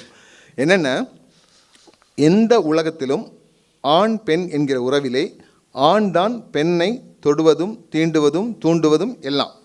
இங்கே அநேகமாக மோஸ்ட்லி எல்லோரும் வயசானவங்க இருக்கிறதுனால சொல்கிறதுல ஒன்றும் தப்பு இல்லை. என்ன செய்தி என்னால், இப்படி ஆண் தொட்டு தீண்டி அப்படி உருவாகின்ற அந்த உறவிலே கனிகின்ற மலர்கின்ற அந்த கரு, அது குழந்தையாகிறது. இந்த ரகசியம் எல்லாருக்கும் தெரியும். தந்தை தன்னையே தாய் தொடாவிடில் என்கிற வார்த்தையை கண்ணதாசன் ஏன் பயன்படுத்தினார் என்பதுதான் கேள்வி. இதை கேட்டு அதற்கான பதிலை அளித்தவர் சுந்தரவர்தன் என்பவர் குரோம்பேட்டையில் இருந்து இப்பொழுது கொரட்டூரில் வசிக்கிறார். என்னுடைய நண்பர். வயசு அப்போ 72, சொல்லும் போது இப்போ ஒரு +20 போட்டுங்க. என்ன செய்தின்னு சொன்னாக்க, இந்த விஷயத்தில் சயின்டிஃபிக்காக உள்ள விஷயமா அவர் சொன்னது, ஒரு தாய் அந்த உணர்வை அல்லது ஒரு பெண் அந்த உணர்வை அடைவது அவ்வளவு சீக்கிரமாக பண்ண மாட்டாங்க. ஆனால் அந்த பெண்ணுக்கே அந்த உணர்வு எப்பொழுது ஏற்படுகிறதோ, அந்த ஏற்படுகின்ற உணர்வின் காலத்திலே அவள் அவனோடு புணர்வு கொண்டால் அப்போது உருவாகும் கருவுக்கு திரு அதிகம், அந்த அதாவது அந்த கருவுக்கு வலி அதிகம், வலிமை அதிகம் எல்லாம் சொல்கிறாங்க. ஸோ இது இப்படிப்பட்ட ஒரு சயின்ஸ் அதில் இருக்குங்கிற விஷயத்தை வச்சு தான் கண்ணதாசன் எழுதும்போது தாய் தந்தைங்கிறதுல யார் யாரை தொட வேண்டும் என்கிற விஷயத்தை, தந்தை தன்னையே தாய் தொடாவிடில் நானும் இல்லையே நீயும் இல்லையே என்று ஒரு பாட்டில் இந்த சூட்சுமத்தெல்லாம் வச்சு தான் எழுதியிருக்காரு அப்படின்னு சொன்னாங்க காவிரிமேந்தன். இதில் இன்னும் இதை தாண்டி ஒரு பெரிய சிறப்பு இருக்குது. இன்னொரு சொன்னது இது அவ்வளோ பெரிய விஷயம் இல்லை. அது அதாவது நம்முடைய பாரத நாட்டு பண்பாட்டிலேயே அடிப்படை என்னென்னா, எதுக்கு திருமணம்? திருமணம் என்பது 2 குடும்பம் சேர்றது இல்லை, ஒரு ஆணும் பெண்ணும் சேர்றது இல்லை. இந்த உலகத்திலே எத்தனை மனிதர்கள் இருக்கிறார்களோ அதை விட 100 மடங்கு ஆன்மாக்கள் தேகங்களுக்காக காத்திருக்கின்றன. அவற்றுக்கு அதனுடைய கர்ம வினை பயன் மூலமாக முறையான தேகங்கள் வழங்க வேண்டும் என்றால் முறையாக ஆணும் பெண்ணும் ஒரு உறவிலே வர வேண்டும். அதற்கான ஏற்பாடு தான் திருமணம் என்பது பாரத நாட்டு பண்பாடு. அதனால் நீ பாட்டுக்கு தொடாமல் இருந்தால், கோச்சிட்டு தொடாமல் இருந்தால் ஒரு ஒரு ஒரு ஆன்மாக்கு தேகம் கொடுக்கக்கூடிய வாய்ப்பில் நம்ம இழக்கிறோம். அது கிட்டத்தட்ட குற்றமே ஆகும். நீ திருமணமே செய்து கொள்ளாமல் இருப்பது வேறு, திருமணம் செய்து கொண்டு இதை மறுப்பது என்பது விவாதத்திற்குரியது. நம்ம இந்து தர்மத்தை பொறுத்த மட்டும் அது அவ்வளோ அழகாக அதில் சித்தரிக்கப்பட்டிருக்கிறது. பாருங்கள், தாளத்தை ராகம் தொடாத போதிலே கீதத்தை நெஞ்சம் தொடாமல் போகுமே. தந்தை தன்னையே தாய் தொடாவிடில் நானும் இல்லையே நீயும் இல்லையே, நானும் இல்லையே நீயும் இல்லையே. நிலவை பார்த்து வானம் சொன்னது என்னை தொடாதே, நிழலை பார்த்து பூமி சொன்னது என்னை அவர் கவிதையில் வரும், சற்றே அவள் விலகி தனித்திருந்தால் நான் இல்லைம்பர். அம்மா பற்றி சொல்லும்போது புலம்பும்போது சற்றே அவள் விலகி தனித்திருந்தால் நான் இல்லை. இதில் படத்தில் இருக்குது, ஆனால் ரெக்கார்டில் இல்லாத இன்னொரு அருமையான 4 வரிகள் இருக்குது. தெரியுமா, கேட்டிருக்கீங்களா? தங்கம் எடுத்த கை அது தங்கம் கண்டதா, தர்மம் கொடுத்த கை சமதர்மம் பார்த்ததா. ஆலயம் செய்வோம் அங்கே அனுமதி இல்லை, நீ அந்த கூட்டமே இதில் அதிசயம் இல்லை, நீ அந்த கூட்டமே இதில் அதிசயம் இல்லை. நிலவை பார்த்து வானம் சொன்னது என்னை தொடாதே, நிழலை பார்த்து பூமி சொன்னது என்னை தொடாது. மல்லியம் ராஜகோபால் டைரக்ஷன். எப்படி இந்த வரியை வாங்காம விட்டுருப்பார் அவரு? பொது உடைமை கருத்து உள்ளவராச்சு. வாங்க. அடுத்து, கண்ணதாசனே, நீ 54 வயதிலே மரணமடைந்தாய். உன்னுடைய மரணம் சற்று முன்பாகவே வந்துவிட்டதாக சிலர் முணுமுணுக்கிறார்கள். என்னை பொறுத்தவரை நீ ஏற்று வந்த பாத்திரத்தை எத்தனை அருமையாய் செய்ய முடியுமோ அத்தனை அருமையாய் செய்துவிட்டாய். எழுத்துலகில் நீ தடம் பதித்த நாள் முதலாய் இயற்கை எய்திய நாள் வரை எத்தனை படைப்புகள், எத்தனை கவிதைகள், திரைப்பாடல்கள், கேள்வி பதில்கள், கட்டுரைகள், சிறுகதைகள், தொடர்கதைகள், திரைக்கதைகள், இலக்கிய நூல்கள், அர்த்தமுள்ள இந்து மதம், இயேசு காவியம், சேரமான் காதலி முதலான நாவல்கள், இன்னும் இத்தனையும் படைத்திட நீ எடுத்துக்கொண்ட மொத்தம் ஆண்டுகள் 34. 34 ஆண்டுகளுக்குள் இத்தனை படைப்புகளையும் படைத்த நீ வெறும் ஜீவ மரண கணக்கு அல்ல. ஜீவ மரண கணக்குக்குள் அடக்க முடியாதவனே, உன் புகழ் வையகம் உள்ள மட்டும் வற்றாத ஜீவநதி. மானுடம் உள்ளவரை மண்ணுலகில் கண்ணதாசன் என்ற பெயர் கேட்டுக்கொண்டே இருக்கும். ஏன் தெரியுமா? காவியத்தாயின் இளைய மகனே, மானுட வாழ்வின் இன்ப துன்பங்கள், ஏக்கங்கள், தாக்கங்கள், காதல், சோகம், பிரிவு, பரிவு என அனைத்திற்கும் 100க்கும் மேற்பட்ட பாடல்களை படைத்துச் சென்றவனே, உன் சுகமான பாடல்களை கேட்பது சுகம் என்பார்கள். நான் சொல்கிறேன், உன் சோகமான பாடலை கேட்பது கூட சுகமோ சுகம். அப்படி எழுந்த பாடல்தான் போலீஸ்காரன் மகள் திரைப்படத்திலே நீலே நீரெதற்கு காலமெல்லாம் அழுவதற்கு, கண்ணிலே நீரெதற்கு காலமெல்லாம் அழுவதற்கு, நெஞ்சிலே நினைவதற்கு வஞ்சகரை மறப்பதற்கு. அண்ணா லட்சுமணன் ஐயா, இங்கேயும் உங்களுக்கு ஞாபகம் வரலாம். 2 மனம் வேண்டும் இறைவனிடம் கேட்டேன், நினைத்து வாட ஒன்று மறந்து வாழ ஒன்று. வஞ்சகரை மறப்பதற்கு, நெஞ்சிலே நினைவதற்கு, வஞ்சகரை மறப்பதற்கு. பூ போன்ற நெஞ்சினிலும் உள்ளிருக்கும் பூமியடா, பொல்லாத கண்களடா, புன்னகையும் வேஷமடா, நன்றி கெட்ட மாந்தரடா, நான் அறிந்த பாடமடா, பிள்ளையாய் இருந்து விட்டால் இல்லை ஒரு துன்பமடா, கண்ணிரண்டும் தாமரையோ கண்ணம் என்னும் எந்தன் கண்ணா, சின்ன சின்ன கண்ணனுக்கு. என்ன பண்றது, சொல்லிட்டே போகலாம். நான் அடுத்தடுத்த பாட்டுக்கு போகணுங்கிறதுக்காக. காவிரி மேந்தன், உங்களுக்கு ஒரு தகவல் சொல்லணும். நீங்கள் சொன்னீங்கல்ல, அந்த பட்டிமன்றத்தில் அந்த சான்று காட்டுறதுக்காக நீங்கள் ஓடி போய், இதோ இந்த வேட்டியை கட்டிக்கிட்டா கூட வீதியில் தடுக்கி விழாமல் ஒரு மாதிரி ஓடி போய் அதை எடுத்துகிட்டு வந்து சொன்னீங்களே, எனக்கு அந்த பிரச்சனையே கிடையாதுங்க. எதிர லட்சுமணன் ஐயா, இந்த பக்கம் மாலி அண்ணா, எங்கள் பாஷா, பாஷா எல்லாம் இருக்காங்க. அப்படி திரும்பினா எடுத்து கொடுத்துருவாங்க. இங்கே நான் தப்பு செய்ய ஆரம்பிக்கும் போது எழுந்து நின்று, இது வாலி, இது மருதகாசி, கரெக்டாக இது 1975 இல்லை, இது 1969 எல்லாம் சொல்லிடுவாங்க. எனக்கு இப்படி ஒரு பாதுகாப்பு, கண்டிப்பாக ஒரு பாதுகாப்பு வட்டத்திலேயே நான் பழக்கப்பட்டு போயிட்டேன். பால் மணக்கும் பருவத்திலே உன்னை போல் நான் இருந்தேன், பட்டாடை தொட்டிலே சிட்டு போல் படுத்திருந்தேன், அந்நாளை நினைக்கையிலே என் வயது மாறுதடா, பிள்ளையாயிருந்து விட்டால் இல்லை ஒரு துன்பமடா, கண்ணிரண்டும் தாமரையோ கண்ணும் இன்னும் எந்தன் கண்ணா சின்ன சின்ன கண்ணனுக்கு.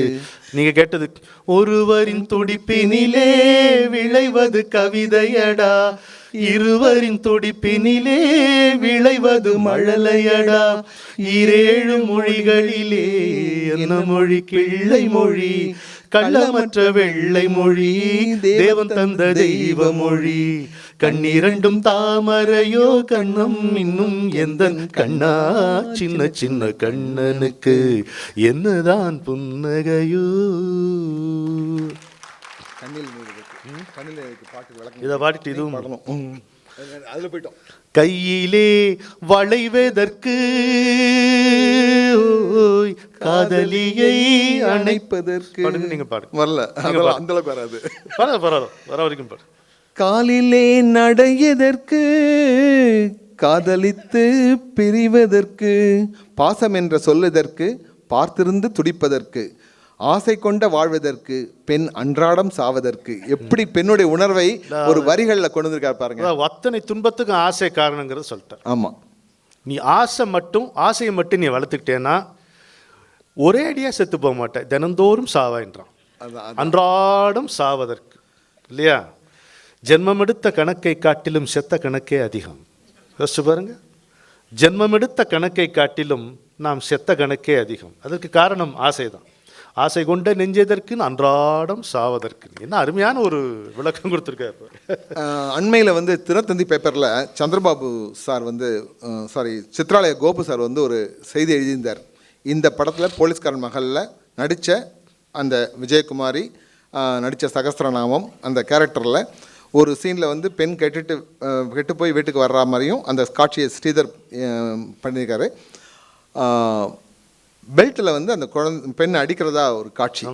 இந்த காட்சியை படமாக்கும் போது எல்லாருமே அந்த உணர்வுகளோடு பண்ணும்போது உண்மையான அடி விழுந்திருக்கு அந்த நடிகைக்கு. அந்த அடி படும்போது அது வேணான்னு தடுத்துடாமல் அந்த நடிப்பை தொடர்ந்து நடித்திருக்கிறாள் விஜயகுமாரி.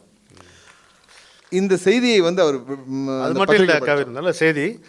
லஞ்ச் டைத்தில் பெல்ட்டை சுற்றிக்கிட்டே இருந்தாராம் எஸ்வி சஹஸ்ரநாமம். பாருங்க, சாப்பிட மாட்டேன்ட்டார், அந்த மூடு போய்டும்ட்டு. இப்படிலாம் இருந்திருக்காங்க நடிகர். அதுக்கு அது தெரியாது, 10 சொன்னது புரியல.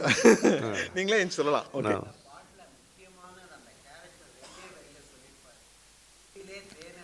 வண்டு வந்து சுவைப்பதற்கு, உண்ட பின்பு பறப்பதற்கு. முடிஞ்சு அந்த கேரக்டர் அப்படியே வந்துடும். அவ்வளோதான்.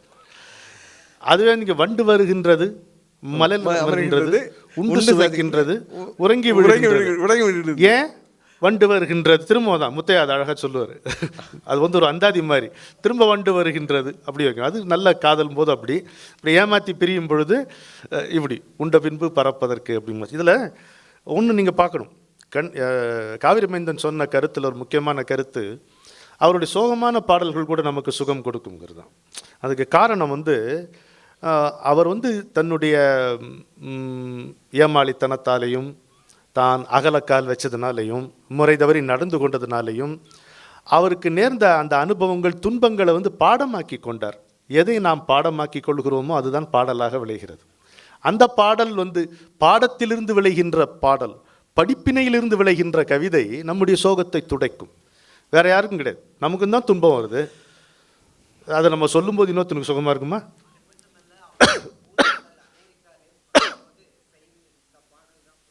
ஓ பலே பலே. அவர் சொல்கிறார் பாருங்க, நம்பிக்கை எனும் நந்தா விளக்கு. நம்பிக்கை கொடுக்கக்கூடிய கவிஞர் கண்ணதாசன். அதில் விசித்திரம் என்னென்னா, அவருடைய சோக பாடல்கள் மூலமாக கூட நம்பிக்கை கொடுக்குறதுங்கிறது அவர் ரொம்ப யூனிக். நீங்கள் இதை அனலைஸ் பண்ணி பாருங்கள். ஒரு கவிஞன் என்கின்ற முறையில் இந்த கருத்தை நான் முன்வைக்கிறேன். அவருடைய சோக பாடல்கள் மூலமாக கூட நமக்கு நம்பிக்கை ஊட்டக்கூடிய ஆற்றல் கண்ணதாசனுக்கு மட்டுமே உரியது என்று நாம் துணிந்து சொல்லலாம். நம்பிக்கை எனும் நந்தா விளக்கு உள்ள வரையில் உலகம் நமக்கு. எப்போ நம்பிக்கை இல்லையோ உனக்கு உலகம் போச்சுங்கிறார். இருக்கும் இடமே இனிதென்று எண்ணி சுவைக்கும் வாழ்வே சுகம் பெறும் வாழ்வு.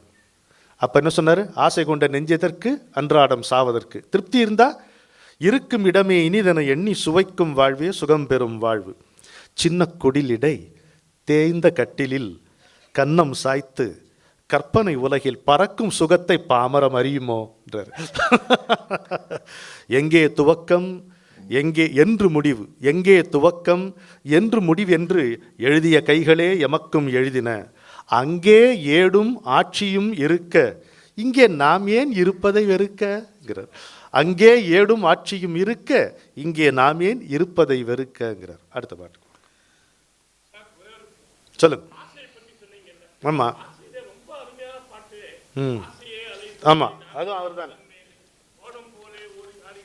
ஆமா ஆமா ஆமா ஆமா அருமையான பாட்டு. ஆமா. ஓகே, அடுத்த பாடல் இளையராஜாவுடைய இசையில் வரல.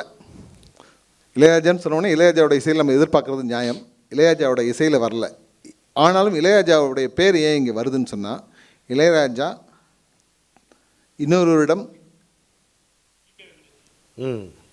உதவியாளராக பணிபுரிந்த காலத்தில், ஜி.கே. வெங்கடேஷ் அவர்கள் பணிபுரிந்த காலத்தில் முதல் முறையாக கண்ணதாசன் பாடல் எழுத வருகிறார்.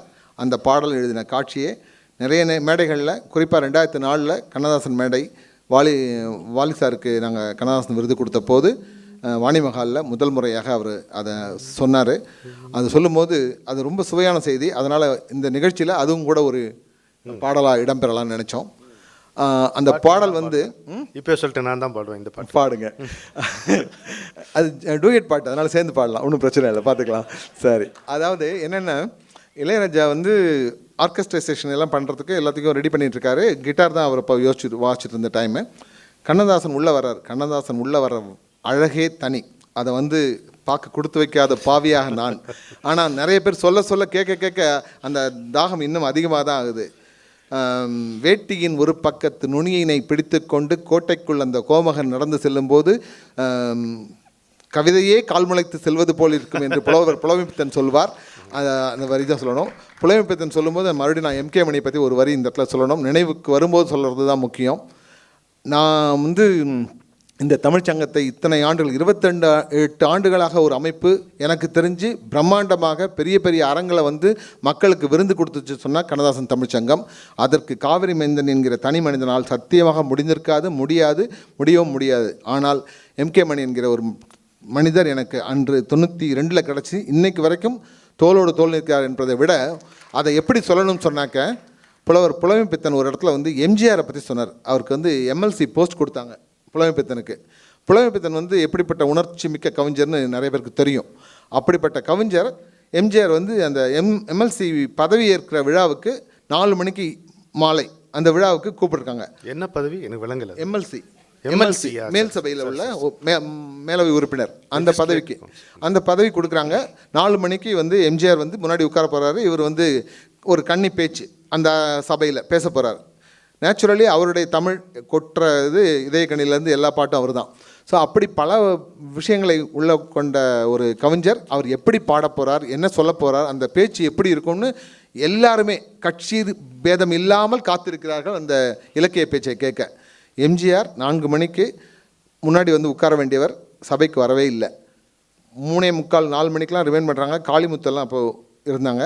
போய் கேட்கும்போது நான் அங்கே வரமாட்டேன், வந்து முன்னாடி உட்கார்ந்தா கவிஞன் அழுது விடுவார், அவரால் பேச முடியாது உணர்ச்சி மிக்க காரணத்தால். அதனால் இங்கேருந்தே பார்ப்பதற்கான ஏற்பாடுகள்லாம் செய்துட்டேன், நீங்கள் போய் பண்ணுங்கள். கேட்டால் பிரதம மந்திரி ஆஃபீஸ்லேருந்து ஃபோன் வந்திருக்கு, சிஎம் பேசிகிட்டு இருக்காரு சொல்லுங்கன்னு சொன்னாங்க. அப்படி பண்ணும்போது உள்ளே போய் இவர் நல்லா பேசி முடித்தார். பேசினதில் மொத்த கருத்தில் ஒத்த கருத்தாக நான் இங்கே உரையாட விரும்புவது, எங்கெல்லாம் நான் கால் வைக்கிறேனோ அங்கெல்லாம் தன் கை வைத்து என்னை உயர்த்தியவன் புரட்சித் தலைவன் என்று புலமைப்பித்தன் குறிப்பிட்டார். அப்படித்தான் காவிரி மைந்தன் எந்தெந்த அமைப்புல எந்தெந்த விழா எடுக்கணும்னு போய் நிற்கிறோனோ அந்த விழா எல்லாம் வெற்றிகரமாக நடத்தி கொடுத்த அந்த மாமனிதருக்கு இந்த சபையில் ஒரு நன்றி சொல்கிறேன். அடுத்து, தேன் சிந்து தேவானம் உனை என்னை தாலாட்டுதே, மேகங்களே தரும் ராகங்களே எந்நாளும் வாழ்க. பன்னீரில் ஆடும் செவ்வாழை கால்கள், பனிமேடை போடும் பால் வண்ணமேனி, பனிமேடை போடும் பால் வண்ணமேனி, கொண்டாடுதே சுகம் சுகம் பருவங்கள் வாழ்க. தேன் சிந்து தேவானம் உனை என்னை தாலாட்டுதே. வைதேகி முன்னி ரகுவம்சராமன், விளையாட வந்தான் வேறென்ன வேண்டும், விளையாட வந்தான் வேறென்ன வேண்டும். சொர்க்கங்களே வரும் தரும் சொந்தங்கள் வாழ்க. கண்ணோடு கண்கள் கவி பாட வேண்டும், கையோடு கைகள் உறவாட வேண்டும். கன்னங்களே இதம் பதம் காலங்கள் வாழ்க. இந்த பாடலை எழுதும்போது என்ன நடந்துச்சுன்றது தான் அங்கே உள்ள விஷயங்கள். அவர் உள்ளே வராரு, நான் சொன்ன மாதிரி கோட்டைக்குள்ள போய் அங்கே போயிட்டேன். உள்ளே வந்து உட்கார்ந்ததுக்கப்புறமா ஒரு 10 பேர் உட்கார்ந்துருக்காங்க. இசையமைப்பாளர், தயாரிப்பாளர், இயக்குனர், உதவி இயக்குனர்கள் எல்லாரும் உட்காந்து கதை சொல்கிறவங்கெல்லாம் உட்காந்துருக்காங்க. கதையெல்லாம் கேட்குறாரு. ஆனால் ஒருத்தரை சொல்கிறத விஷயத்தையும் அட்டன்டிவாக கேட்காம சிகரெட் பிடிச்சிக்கிட்டு ஒவ்வொரு நிமிஷமும் என்ன பண்ணுறாரு, இந்த பக்கம் வந்து நீங்கள் நல்லா இருக்கீங்களா, சௌக்கியமாக, வீட்டில் மழை பெஞ்சுது, அந்த மாதிரிலாம் எல்லா கேள்வியெல்லாம் கேட்டுட்டு, ஆனால் ஒரு நிமிஷம் கூட அந்த கதையை அட்டன்டிவாக கேட்கல. இளையராஜா ஃபஸ்ட் டைமாக அதை பார்க்குறதுனால அவருக்கு வந்து அது புரியலை. என்ன இவ்வளோ பெரிய கவிஞர்ன்றாங்க, ஒரு கதையை கூட உள்வாங்காமல் இவர் என்ன கொடுக்க போகிறாரு, இதில் என்ன இருக்குது எனக்கு புரியவே இல்லை அப்படின்ற மாதிரி அவருக்கு மனசுக்குள்ளே ஒரு பெரிய போராட்டம். கரெக்டாக சொன்னால் எங்களுடைய மேடையில் சொல்லும் போது எந்திரிச்சு போய் அடிச்சிடலாமான்ற அளவுக்கு இளையராஜா யோசிச்சிருக்காருன்னு சொன்னாங்க. அந்த அளவுக்கு அந்த விஷயத்தை வந்து அவர் உள் வாங்கலை அப்படின்ற கவலை பிற்பாடு தான் தெரிஞ்சுது இந்த புத்திக்குன்னு அவரே சொன்னார். இந்த சாதாரண டூயட் பாட்டு பண்ணுறதுக்கு நான் எதுக்கடா இவ்வளோ அட்டன்டிவாக இருக்கணும் அப்படிங்கிறத கண்ணதாசன் சூசகமாக சொல்லியிருக்காருன்றது தான் அதில் இருக்க விசேஷம். ஆனால் இந்த கதையில் உள்ள விஷயத்தை பாருங்கள், ரொம்ப முக்கியமான விஷயம். இதே பாடலை மற்ற பாடலாசிரியர்லாம் வச்சு முயற்சி பண்ணியிருக்காங்க. வரலைன்னா பாட்டு நல்லா வரலன்னு அர்த்தம் இல்லை. ஒரு இடத்துல டியூன் இடிக்குது, அதுக்கு சரியாக எழுதி தர முடியல. இந்த டியூன் நல்லா அமைஞ்சதுனால இயக்குனரும் தயாரிப்பாளரும் இதை மாற்ற வேண்டாம், இதுக்கேற்ற மாதிரி கொண்டு வாங்கணும்னு கவியரசர் கொண்டு வந்தாங்க. அதில் இருக்க ஒரே ஒரு சின்ன விஷயம் என்னென்னாக்க, நல்லா யோசிங்க. நம்ம நிறைய திரைப்பாடல்களை கேட்டிருக்கோம், மயங்கியிருக்கோம். பல்லவி என்பது 3, 4, 5 வார்த்தையை தாண்டி ஒன்றும் இருக்காது. அந்த வரி போனால் போகட்டும் போடா, இந்த பூமியில் நிலையாக வாழ்பவர் யாரடா, அப்படி தான். அது தாண்டி ஒன்றும் இருக்காது. ஆனால் இந்த பாடல் முற்றிலும் வித்தியாசமானது. அந்த ஆரம்பிக்கிற இந்த பல்லவி கிட்டத்தட்ட 4 வரிகளுக்கு பயணம் போய் அதுக்கப்புறம் தான் முடியுது. தானானா தனா தனா தானானா தானானா தந்தானா. இந்த தந்தானா எங்கே ஆரம்பிச்சது எங்கே முடிஞ்சதுன்னு பாருங்கள். இவ்வளவுத்துக்கும் ஒரு தடவைக்கு 2 தடவை கேட்குறாரு தந்தானாவை. 3வது வாட்டி அவர் சொல்லிட்டு வர அதே ஸ்பீடுக்கு தானானா. அவர் எப்படி சொன்னா, தேன் சிந்துதே வானம், தானா தானா உனை உனை இணை தாலாட்டுதே. அப்புறம் மேகங்களே தரும்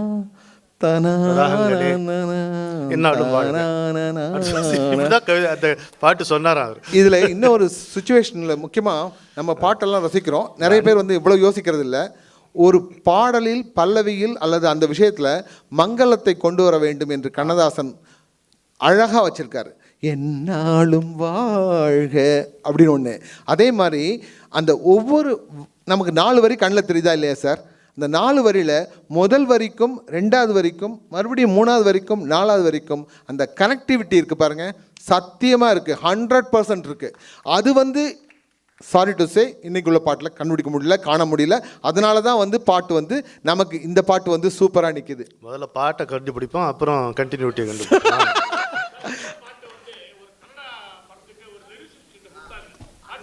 அதே தான்.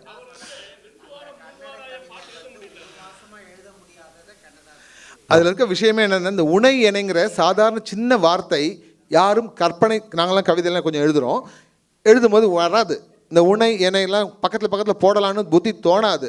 அதுதான் கண்ணதாசனுக்கும் மற்ற கவிஞர்களுக்கும் ஒரே வித்தியாசம். தேன் சிந்துதே வானம் உணை எனை தாலாட்டுதே, மேகங்களே தரும் ராகங்களே என்னாலும் வாழ்க. பாட்டு எழுதிட்டு வெளில வர்றார் சார். ஜிகே வெங்கடேஷ் சொல்கிறாரு, ஏதாவது கரெக்ஷன் பண்ணணும்னா போய் பண்ணிக்கையா, அவர் காரை போயிட்டாருன்னா போயிடுவாருன்னு. அவர் மெதுவாக தான் போகிறாரு, அப்படியே பக்கத்தில் உள்ளலாம் பேசிட்டே தான் போகிறாரு. அந்த போகிறதுக்கு முன்னாடி பிடிக்கணும், இல்லையே நான் செக் பண்ணுறதுக்கு ஒரு டைம் வேணுமே இவர் கேட்குறாரு. அதெல்லாம் பிடிக்க முடியாது பாருங்க, ஒரே ஒரு இடம் இடிக்குது, ஓடு பின்னாடியே ஓடு, போய் பார்த்துருக்காரு. இந்த இதில் வந்து வைதேகிக்கு பதிலாக வந்து ஜானகியோ வேறு ஏதோ வார்த்தை போட்டிருக்காரு. அந்த இடத்துல வந்து ஜானகியின் போது வந்து ஜானகி முன்னே ரகுவம்சராமன் எழுதும்போது நல்லா தான் இருக்கும், மியூசிக்கில் போடும்போது தான் இடிக்கும். இடித்த உடனே போய் கேட்டிருக்காங்க இந்த விஷயம், அப்படியா வைதேகின்னு போட்டுக்கோ. இவர் என்ன சொல்கிறாராம், பாட்டு எழுதும் போது நானே உடனே சொல்லிகிட்டே போயிட்டேன், அதுவே எனக்கு இன்னும் ஷாக் தீரலை. இப்போது வந்து கேட்கும்போது அட்லீஸ்ட் இந்த வார்த்தைக்கு இன்னொரு வார்த்தை கொடுக்கும்போது யோசிக்கணுமா வேணாமா ஐயா, எப்படி யோசிக்காமல் சொன்னாராம். அதுக்கு கண்ணதாசன் கொடுத்த பதில் தான் அற்புதம், அதே அற்புதம். தானானா சீதா, தனனானா ஜானகி, தனனானா வைதேகி, இதில் என்ன இருக்குது அப்படின்னாராம். ஒரு திரைப்பட பாடலாசிரியராக அவரை சுருக்கிவிட முடியுமா?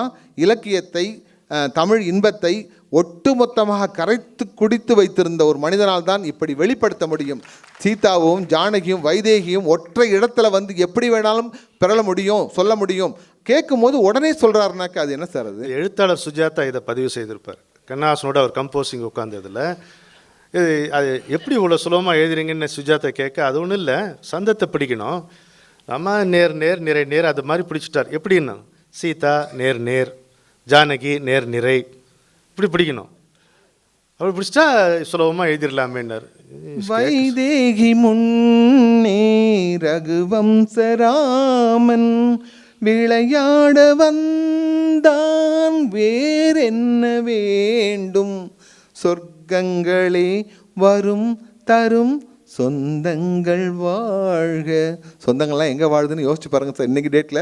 ஆனால் அன்றைக்கி டேட்டில் அழகாக எழுதியிருக்கார் பாருங்கள், சொந்தங்கள் வாழ்க. அடுத்த ஒரு சான்ஸாக முடியும் போது காலங்கள் வாழ்க, வாழ்த்தி பாட வேண்டும் என்று காதலில் கூட அந்த கண்ணியத்தை கடைப்பிடித்த கண்ணதாசனுக்கு ஒரு முறை கரவொலி எழுப்புவோம். அடுத்த பாட்டு again we are going to a very reputed director, as you know very well, Sridhar சாரை வந்து கண்ணதாசன் சிலை உருவான போது நானும் மெல்லிசை மன்னரும் அவர் வீட்டில் போய் சந்தித்தோம். நம்பர் 2 வெங்கட்நாராயண ஸ்ட்ரீட், டி நகர். அட்ரஸ் கரெக்டாக செக் பண்ணிங்க. அப்போது போய் பார்க்கும்போது எப்பொழுதும் போல் போன விஷயம் என்ன, சில விஷயம் நீங்கள் வரணும், இல்லைனாக்க இந்த டிவியில் வந்து இந்த பேட்டி கொடுக்கணும், கண்ணதாசனை பற்றி 4 வார்த்தை சொல்லணும், அந்த பழைய பாடல்களுடைய பதிவுகள் எப்படி என்ற விஷயம் சொல்லணும். நான் வந்து வர்றேன், மறுபடியும் அது சொல்லிட்டு போய் தான் வந்தேன். முடிஞ்சு போச்சு. ஒரு 20 நிமிஷத்தில் இவங்களுடைய உரையாடல். எனக்கு வந்து ஐயா, எனக்கு வாழ்க்கையில் முதல் முறையாகவும் இல்லை கடைசி முறையாக எனக்கு தெரியாது, ஒரு முறை தான் கிடச்சிருக்கு இந்த வாய்ப்பு. ஸ்ரீதர் விட்டுட்டு அப்படிலாம் வர முடியாது, நீங்கள் போகிறதா இருந்தால் போங்க, நான் இருந்து கொஞ்சம் பேசிட்டு வர்றேன். என்ன பேச போகிறேன்? கண்ணதாசனை பற்றி பேசணும், எம்ஜிஆரை பற்றி பேசணும். அப்போது அப்படி அவரிடம் கடன் வாங்கிய நேரத்தில் கிடைத்த இந்த தகவலை உங்களுடன் ஒரு சந்தோஷத்தோடு பரிமாறிக்கொள்ள விரும்புகிறேன். இந்த உரிமைக்குரல் படம் உங்களுக்கு எல்லாம் தெரியும், 95% சாங்ஸ் ரிட்டன் பை வாலி சாருடைய பாட்டு. பொண்ணா பிறந்தா ஆம்பளைக்கிட்டேருந்து ஆரம்பித்து நிறைய கல்யாண வலையோசை கொண்டு எல்லாமே சூப்பர் ஹிட் தான். இன்றைக்கும் எம்ஜிஆர் ரசிகர்களுக்கு அது வந்து மறக்க முடியாத விருந்து. ஆனால் இந்த பாட்டு ரெடிமேட் சாங், தெரியுமா தெரியாதுன்னு தெரியல. ரெடிமேட் சாங்ன்றது பாம்பேயில் கல்ச்சர் உண்டு, தமிழ்நாட்டில் அதிகமாக கிடையாது. ஒரு சில பாடல்கள் தவறி வந்து அந்த படத்தை எடுத்து முடிப்பாங்க, அந்த நீளம் அதிகமாக இருக்குன்ட்டு கட் பண்ணிட்டு அந்த பாட்டை வச்சுருப்பாங்க, அப்படி கிடச்சா தான் உண்டு. அப்படி இந்த படத்தில் ஃபுல்லாக ஷூட்டிங்லாம் முடிஞ்சிருச்சு, பூசணிக்காய் சுற்றியாச்சு. எம்ஜிஆர் வீட்டுக்கு போயிட்டு ஸ்ரீதர்கிட்ட ஃபோன் பண்ணுறாரு, என்னப்பா இது கனவு பாட்டே வைக்கல போல இருக்குது இந்த படத்தில், எனக்கு ஞாபகமே இல்லையே நான். ஏன் அதெல்லாம் கிடையாது, இது ஸ்ரீதர் படம், ஸ்ரீதர் படத்தில் கனவு சீனுக்கெலாம் வேலை கிடையாது, இது ஸ்ரீதர் படம் தானே நீங்கள் இல்லைப்பா, இருந்தாலும் எம்ஜிஆர் படம், விநியோகஸ்தர் கேட்பான், ரசிகர் கேட்பான், நான் பதில் சொல்லணும், நீ சொல்லுன்னு. நான் மறுபடியும் உனக்கு 1 நாளோ 2 நாளோ டைம் தர்றேன், கால் ஷீட் தர்றேன், நீ எனக்கு எடுத்துக்கோ சொல்கிறாரு. இவர் அதெல்லாம் கிடையாது, இது ஸ்ரீதர் படம் முடியாதுன்ட்டார். எம்ஜிஆர் ஒரு சின்ன வேலை பண்ணார், அது வீட்டுக்கு போயிட்டு எல்லா விநியோகஸ்தருக்கும் அவரே ஃபோன் பண்ணி, நான் ஒரு படம் பண்ணிச்சிருக்கேன், என் படம் பேர் உரிமை குரல், ஸ்ரீதர் தான் டைரக்ட் பண்ணியிருக்காரு, நல்லா வந்திருக்கு அப்படின்னு 2 வார்த்தை. அவன் உடனே கேட்குறான், எத்தனை ஃபைட்டு, எத்தனை கனவு பாட்டு எல்லாம் கேட்குறான். உடனே இவர் அதெல்லாம் நீ ஸ்ரீதர்கிட்ட கேட்டுக்கோப்பா, எல்லாமே நான் சொல்லிட்டு இருக்க முடியும், ஃபோனை வச்சுட்டாரு. 3 நாள் ஸ்ரீதர் வீட்டுக்கு வந்த எல்லா ஃபோனும் இந்த ஒரு பாடலை பற்றி இல்லை ஒரு படத்தை பற்றியான கேள்விகள். அவரால் தாங்க முடியாமல் 3ஆம் நாள் இரவு முடிவு பண்ணுறாரு, எம்ஜிஆருக்கு ஃபோன் பண்ணுறாரு, ஐயா கொஞ்சம் தயவுசெய்து நீங்கள் ஒரு கால் ஷீட் தரணும், இந்த பாட்டு கனவு செய்யணும். இல்லைப்பா இது ஸ்ரீதர் படம், இதுக்கு நான் பார்த்துக்கலாம், பார்ப்போமே, ஒரு முயற்சி தான் பண்ணுவேன். ஐயோ வேண்டாம், என்னால் தாங்க முடியல, வீட்டில் உயிரோடே இருக்க முடியாது போல இருக்குது, எல்லாம் ஃபோன்லேயே தொந்தரவு பண்ணுறாங்க. சரி நான் 1/2 நாள் வேணால் தரேன், எனக்கு அதுக்கு மேலாம் டைம் இல்லை. எப்படி 2 நாள் தரேன்னு சொன்ன மனுஷன் 1/2 நாள் தரேன்னு சொல்லிட்டாப்புல. 1/2 நாளில் நான் என்ன பண்ண முடியும்? என்ன பண்ண முடியுமா? வானத்துக்கும் பூமிக்கும் குதிக்கிற மாதிரி போடு அப்படின்னு ஒரு சாதாரணமாக ஒரு கிண்டலாக சொன்ன வார்த்தை. ஆனால் ஸ்ரீதர் சீரியஸாக எடுத்துக்கிட்டு ஒரு பெரிய வானத்துலேருந்து ரெக்க கட்டிட்டு பறக்கிற மாதிரியே ஒரு சீன் போட்டிருந்தாங்க. ஆனால் இன்றும் அந்த பாட்டுக்கு இணையான ஒரு பாட்டு கிடையாது, விழியே கதை எழுது. அதில் இன்னொரு பெரிய விசேஷம் என்னென்னாக்க, அப்போல்லாம் 3லேருந்து 4 மணிக்கு வானொலியில் சென்னையில் ஒளிச்சித்திரம் வரும், 4 மணிலேருந்து நேர விருப்பம் வரும். நேர விருப்பத்தில் முதல் பாட்டு, இன்றைக்கி டாப் 10 அது இதெல்லாம் போயிட்டுருக்கு டிவியில். அந்த காலத்தில் டாப் 10ன்றது எதுன்னு கண்டுபிடிக்கணும்னா நேர விருப்பம் மட்டும்தான். அந்த முதல் பாட்டு யார் அதிகமாக கேட்டிருக்காங்களோ, அந்த லிஸ்ட்டு எவ்வளோ பெருசாகுதோ அதுதான் நம்பர் 1. அந்த நம்பர் 1 எப்படி கண்டுபிடிக்கணுன்னாக்க, 4 o'clock ஆரம்பிக்கிற அந்த விஷயம் 4:20 வரைக்கும் லிஸ்ட்டு அனௌன்ஸ் பண்ணிகிட்டு இருப்பான். 4:20க்கு வரும் முதல் பாட்டு, விழியே கதை எழுது. கண்ணீரில் எழுதாதே மஞ்சள் வானம் தென்றல் சாட்சி, உனக்காகவே நான் வாழ்கிறேன். இது நல்லா இருக்கே, நல்லா இருக்குல்ல? புதுமலை குப்பம் மதிவாணன், ஆங்கரே லியாகத் அலி, சென்னை 5 ஆர்ஜி வெங்கடேஷ், நங்கநல்லூர் சிட்டிபாபு ஆகியோர் விரும்பி கேட்ட இந்த பாடலை உங்களுக்கு வழங்குகிறவர் காவிரி மைந்தன் அவர்கள். ஞாபகம் இருக்கா உங்களுக்கு? அது சில பாடல்கள் விரும்பி கேட்டவன் அட்ரஸ் வாங்கி போய் அடிக்கலாமான்னு தோணும். எதையாவது விரும்பி கேட்டுருவானுங்க, நம்ம பாடாப்படுவோம், அது மாதிரி இருக்கும். இது அந்த மாதிரி பாட்டு இல்லை இல்லையா? பாரியா உங்களுக்கு ஒரு மனதில் நீங்க பாட்டு நீங்க பாடல. மனதில் வடித்து வைத்த சிலைகள், அதில் மயக்கம் பிறக்க வைத்த கலைகள். மனதில் வடித்து வைத்த சிலைகள், அதில் மயக்கம் பிறக்க வைத்த கலைகள். மேகங்கள் போல் நெஞ்சில் ஓடும், வானத்தை யார் மூடக்கூடும். உனக்காகவே நான் வாழ்கிறேன். இங்க சாரதா நம்பியார் இல்லை. விழியே கதை எழுது, கண்ணீரில் எழுதாதே மஞ்சள் வானம் தென்றல் சாட்சி, உனக்காகவே நான் வாழ்கிறேன். கோவில் பெண் கொண்டது தெய்வம் கண் தந்தது, கோயில் பெண் கொண்டது தெய்வம் கண் தந்தது. பூஜை யார் செய்வது, இந்த பூவை யார் கொள்வது. ஊமைக்கு வேறேது பாஷை, உள்ளத்தில் ஏதேதோ ஆசை. உனக்காகவே நான் வாழ்கிறேன். இந்த பாட்டில் இன்னொரு விசேஷம் என்னென்னா, பாட்டு எழுதப்பட்டது கண்ணதாசனால், இசையமைக்கப்பட்டது அதே எம்எஸ் விஸ்வநாதனால். ஆனாலும் கண்ணதாசன் பாட்டு எழுதுனா எம்ஜிஆர் நடிப்பாரோ மாட்டாரோன்ற அந்த கஷ்டத்தில் சொல்லாமலே கொண்டு போய் 1/2 நாள் எடுத்தாகணும், கொண்டு போய் நீட்டுறாங்க. அவர் உச்சரிக்கணும் இல்லையா வரிகளையெல்லாம், அதுக்காக அந்த பாடல்களை வரியெல்லாம் பார்க்குறாரு. பார்த்துட்டு என்ன கவிஞரா, மற்றவெல்லாம் கவிஞரே கிடையாது போல இருக்குது, கவிஞரா ஒன்று இல்லைங்க ஏன்பா எனக்கும் அவருக்கும் தாயா பிரச்சனை, எனக்கும் அவர் தமிழுக்கும் எப்பயுமே உறவு இருக்கு இல்லையா அப்படின்னு சொல்லி நடித்த பாட்டு அது. இல்லை, அந்த பெண்ணுக்கு ஆறுதல் சொல்கிற மாதிரி இருக்கு அந்த பாட்டு. கண்ணீரில் எழுதாது, கதை எழுது ஆனால் கண்ணீரில் எழுதாது. ஒரு அருமையாக ஒரு 4 வரி கேளுங்க. துணிவு அப்படின்னு ஒரு கவிதையில் கண்ணதாசன் சொல்கிறார், நம்மால் முடியுமா என்று நீ எண்ணினால் நண்டு கூட சிரிக்கும். எப்படி இருப்பாரு? நம்மால் முடியுமா என்று நீ எண்ணினால் நண்டு கூட சிரிக்கும், நாளை விடியுமா என்று நீ வாடினால் நாயகன்தான் சிரிப்பான், சும்மா இருப்பவன் சோம்பேறி அவனிடம் சொர்க்கத்துக்கு என்ன வேலை, சும்மா இருப்பவன் சோம்பேறி அவனிடம் சொர்க்கத்துக்கு என்ன வேலை, சுடுகின்ற கோடையில் வளைகின்ற ஏழையால் அமைந்ததே இன்பச் சோலை. சுடுகின்ற கோடையில் வளைகின்ற ஏழையால் அமைந்ததே இன்பச் சோலை, அம்மையும் அப்பனும் செய்ததோர் தவறினால் அவனியில் வந்த மனமே, அடி உலவ விடு பிறகு கடை வீரிய வரும் முடிவு ஆசி தரும் அந்த சிவமே. நீங்க எப்படி சொல்றீங்களோ அண்ணா. அடுத்த பாட்டை பற்றி பேசணும். திரை உலகம் எப்படிப்பட்ட ஜாம்பவான்களை எல்லாம் சந்தித்திருக்கிறது, அதன் மூலமாக நமக்கு எப்படிப்பட்ட பொக்கிஷங்கள்லாம் கிடைச்சிருக்குன்னு நினச்சி எப்போ வேணாலும் நம்ம பெருமைப்படலாம். குறிப்பாக நம்மளுடைய வயதை வைத்து பார்த்தால் ஒரு 40-50 வருஷத்துக்கு முன்னாடி பிறந்திருப்போம். இன்னும் எத்தனை ஆண்டுகள் என்பது இறைவனுடைய கணக்கு. இந்த காலங்களிலே வாங்க ஐயா, இந்த காலகட்டத்தில்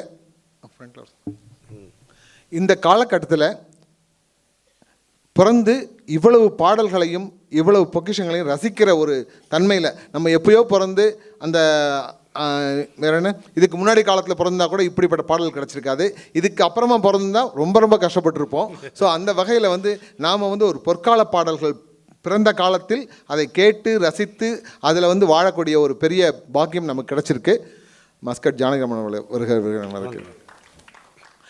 அப்படிப்பட்ட காலத்தில் பிறந்திருக்கோம். அதில் என்ன பெரிய விசேஷம்னா, நண்பர்களாக சிவாஜி இருந்திருக்கலாம், எம்ஜிஆர் இருந்திருக்கலாம், டிஎம்எஸ் இருந்திருக்கலாம், விஸ்வநாதன் இருந்திருக்கலாம். இப்படி பல பேர் திரை உலகம் கலை உலகத்தில் பல்வேறு பணிகளை அவர்கள் செய்தாலும் தனிப்பட்ட முறையில் நண்பர்கள் நம்மளே அப்படி தான் இருக்கோம். அப்படிப்பட்ட காலத்தில் ஹிந்து பத்திரிகையுடைய ரங்கராஜன் அவர்களை நேரில் சந்திக்கக்கூடிய ஒரு பாக்கியம் கிடைத்தது மெல்லிசை மன்னரால். அப்படி நாங்கள் போய் பேசிகிட்டு இருக்கும்போது இதே மாதிரி போன வேலை முடிஞ்ச உடனே, சார் கொஞ்சம் கண்ணதாசனை பற்றி பேசணும், எம்ஜிஆர் பற்றி பேசணும்னு உட்காந்துட்டேன். உடனே இவர் பழக்கம் போல் தொல்லை தாங்க முடியலையேன்னு சொல்லிட்டு அவர் ஒரு ஓரமாக உட்கார்ந்தார் மெல்லிசை மன்னர். அப்படி இருக்கும்போது அப்போ சொன்ன செய்தி, கண்ணதாசன் அவர் மற்றவங்கெல்லாம் இரவில் அந்த காலத்தில் அவங்களுடைய சீட்டாற்ற பழக்கம் அந்த மாதிரி ஒரு சில நேரங்களில் ஒருத்தருக்கு ஒருத்தர் நட்பு ரீதியாக பேசிக்கிறாங்க. என்ன யார் யாருக்கோ பாட்டு எழுதுறேன், எனக்கு ஒரு பாட்டு எழுத மாட்டேன்னு ரங்கராஜன் கண்ணதாசனை கேட்குறார். ரங்கராஜன் அதுக்கு சொல்கிறாரு, நீ என்ன படம் எடுக்கிறியா? கண்ணதாசன் கேட்டார், நீ என்ன படம் எடுக்கிறியா? படம் எடுக்கிறேன்னு சொல்லி நாளைக்கே எழுதி கொடுக்குறேன் அப்படிங்கிறாரு. இவருக்கு வசதிக்கு வாய்ப்புக்கும் பஞ்சம் இல்லாதவர் தான் ரங்கராஜன். அதனால் உடனடியாக ஒரு முடிவெடுத்து ஒரு படம் எடுக்கிறேன் அப்படின்றாரு. படம் எடுக்கிறதுக்கு என்ன பண்ணணும், உடனே யாரை பிடிக்கணும், என்ன பண்ணணும்னு அந்த காலத்தில் வந்த படம் வியட்நாம் வீடு. நீ முந்திந்த நேக்கு நான் முந்திந்த நோக்குன்ற வசனம் பாப்புலராக இருந்துச்சு, ஞாபகம் இருக்குங்களா? அந்த வசனம் பாப்புலர் ஆனதுனால, அப்படிப்பட்ட ஐயா வாங்க, அந்த வசனம் பாப்புலர் ஆனதுனால இப்படி ஒரு புதுசாக ஒருத்தன் வந்திருக்கான் ஃபீல்டுக்குள்ளே, இவனை கூப்பிடு, அவன்கிட்ட வேறு ஏதாவது கதை இருக்கா கேள்வி. வியட்நாம் வீடு முதல் படம் அவருக்கு. வியட்நாம் வீடு சுந்தரத்துக்கிட்ட வேறு ஏதாவது கதை இருக்கான்னு கேட்ட உடனே அவர் பேரிஸ்டர் ரஜினிகாந்த்னு ஒரு கேரக்டர் வச்சுருக்கேன், ஒரு டபுள் ஆக்ஷன் கூட பண்ண முடியும் அதில் அப்படின்னு அவர் கதையை சொல்கிறாரு. அப்படின்னு உடனே அந்த சொல்கிற கதையை கேட்குறாரு. கேட்ட உடனே ஓகே பண்ணிட்டார். யார்? ரங்கராஜன் சார் ஓகே பண்ணிட்டார். படம் கௌரவம் உங்களுக்கு எல்லாம் தெரியும். படத்தில் சிவாஜியுடைய ஆக்டிங் பற்றி நான் சொல்கிறத விட ஐயா சொன்னால் ரொம்ப நல்லாயிருக்கும். ஏன்னா சிவாஜியை தன் உள் வாங்கி அந்த உணர்வுகளை கிட்டத்தட்ட தன் குரலிலும் முகத்திலும் பாவத்திலும் காட்டுகின்ற வல்லமை பெற்ற, ஏன்னா நான் இப்போ நான் இங்கே உட்கார்ந்துருக்கேன்றது நான் ரொம்ப பெரிய விஷயமா நினைக்கல.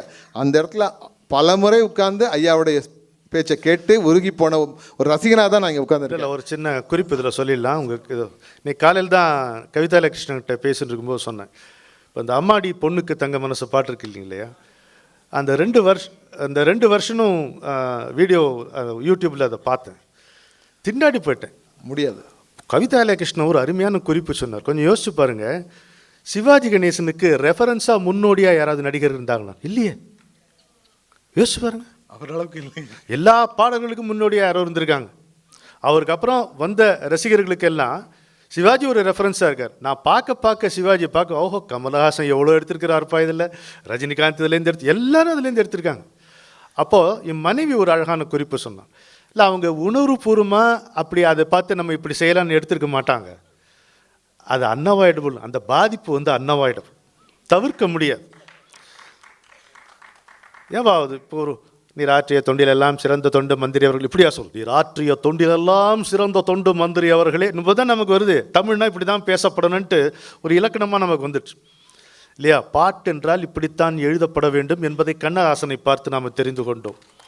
நடிப்பென்றால் இப்படித்தான் இருக்க வேண்டும் என்று நாம் சிவாஜியை பார்த்து தெரிந்து கொண்டோம். இது ரெண்டும் இணைந்து நம்ம ஒரு கவிஞனாகவும் பிறந்தா எங்கள் பாடு எப்படி இருக்கும்? அதனால் தவிர்க்க முடியாது. We cannot emulate Sivaji Ganesan or Kannadasan, அது அல்ல. ஆனால் எப்படி வந்து பாரதிக்கு பின்பு வந்த கவிஞர்கள் பாரதியின் தாக்கத்திலிருந்து விடுபட முடியாது, எப்படி தமிழ்நாட்டினுடைய சிந்தனையே பாரதிக்கு முன் பாரதிக்கு பின் என்று பிரிக்கப்படுமோ, அது மாதிரி தமிழ் திரைப்பட உலகம் சிவாஜிக்கு முன் சிவாஜிக்கு பின் என்பதுதான் இருக்க முடியும். அது மாதிரி கண்ணதாசனுக்கு முன் கண்ணதாசனுக்கு பின் என்று தான் இருக்க முடியும். எவ்வளவோ நல்ல நடிகர்கள் அவருக்கு முன்பும் இருந்திருக்கிறார்கள், பின்பும் இருக்கிறார்கள், இன்னும் இருப்பார்கள். கவிஞர்களும் அப்படித்தான். கண்ணதாசனுக்கு முன்னும் நல்ல கவிஞர்கள் இருந்தார்கள், பின்னும் நல்ல கவிஞர்கள் இருப்பார்கள். ஆனால் எந்த காலத்துக்கும் சேர்த்து ஒரு ரெஃபரன்ஸ் பாயிண்ட்னா நடிப்புக்கு சிவாஜி, பாட்டுக்கு கண்ணதாசன். இது ஒன்றும் செய்ய முடியாது, சாதாரண உண்மைதான். சொல்லுங்கள், தகவலை சொல்லு.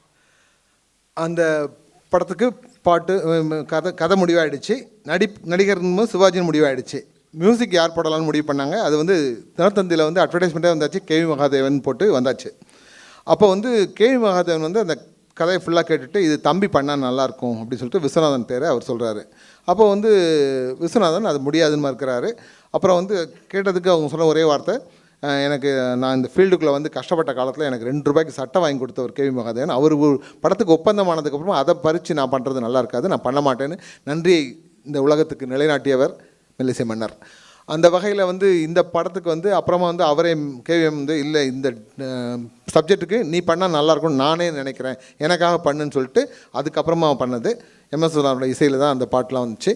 அந்த பாட்டில் குறிப்பாக பாட்டு எப்படி எழுதி கொடுக்கணுன்ற விஷயத்தில் பாருங்கள்.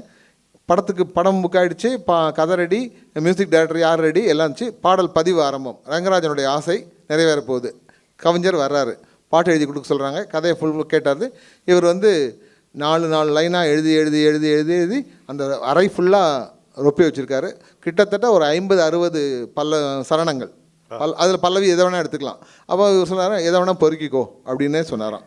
அப்போ வந்து இவர் சொன்னாராம், அந்த பொறுக்கிற சக்தி எனக்கு இருந்தால் நான் பாட்டு எழுதியிருப்பேனே, நீயே பண்ணி கொடு அப்படின்னாரு. அப்புறம் கவிஞராக எடுத்து கொடுத்த பாட்டு தான் 3 அடி மண் கேட்டான் வாமணன் உலகிலே, 3 என வைத்ததோ மன்னவன் தலையிலே, வளர்த்த என் கண்ணனோ தந்தையின் நெஞ்சிலே, மாறும் அவதாரமே இதுதான் உலகிலே.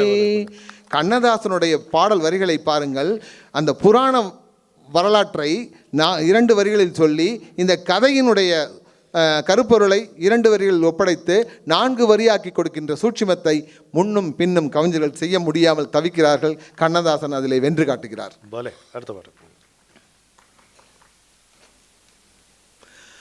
93ஆம் ஆண்டு 11ஆம் தேதி ஜூலை மாதம் பம்மல்ல முதல் முறையாக கண்ணதாசன் விருது ஏற்படுத்தி அந்த முதல் விருதை இந்தியன் வங்கி தலைவராக அன்று இருந்த எம் கோபாலகிருஷ்ணனுடைய கையில் திருக்கரங்கள் வாயிலாக மெல்லிசை மன்னருக்கு முதல் விருது வழங்கப்பட்டது. அந்த தேதி ஏன் ஞாபகம் வந்துச்சுனாக்க, மெல்லிசை மன்னர் வந்து அப்போ தான் மலர் ஹாஸ்பிட்டலில் அட்மிட் ஆகி வீட்டுக்கு வந்து ரெஸ்ட் எடுத்துருக்க டைம். எனக்கு இதெல்லாம் தெரியாது, பேப்பரில் எங்கேயா பார்த்துருப்போம் அப்படின்னு. ஆனால் அந்த விருது கொடுக்கும்போது தான் கிட்ட போகும்போது இதுக்கு வர முடியாது இந்த மாதிரி காரணம்னு அவங்க வீட்டில் உள்ளவங்களாம் சொல்ல.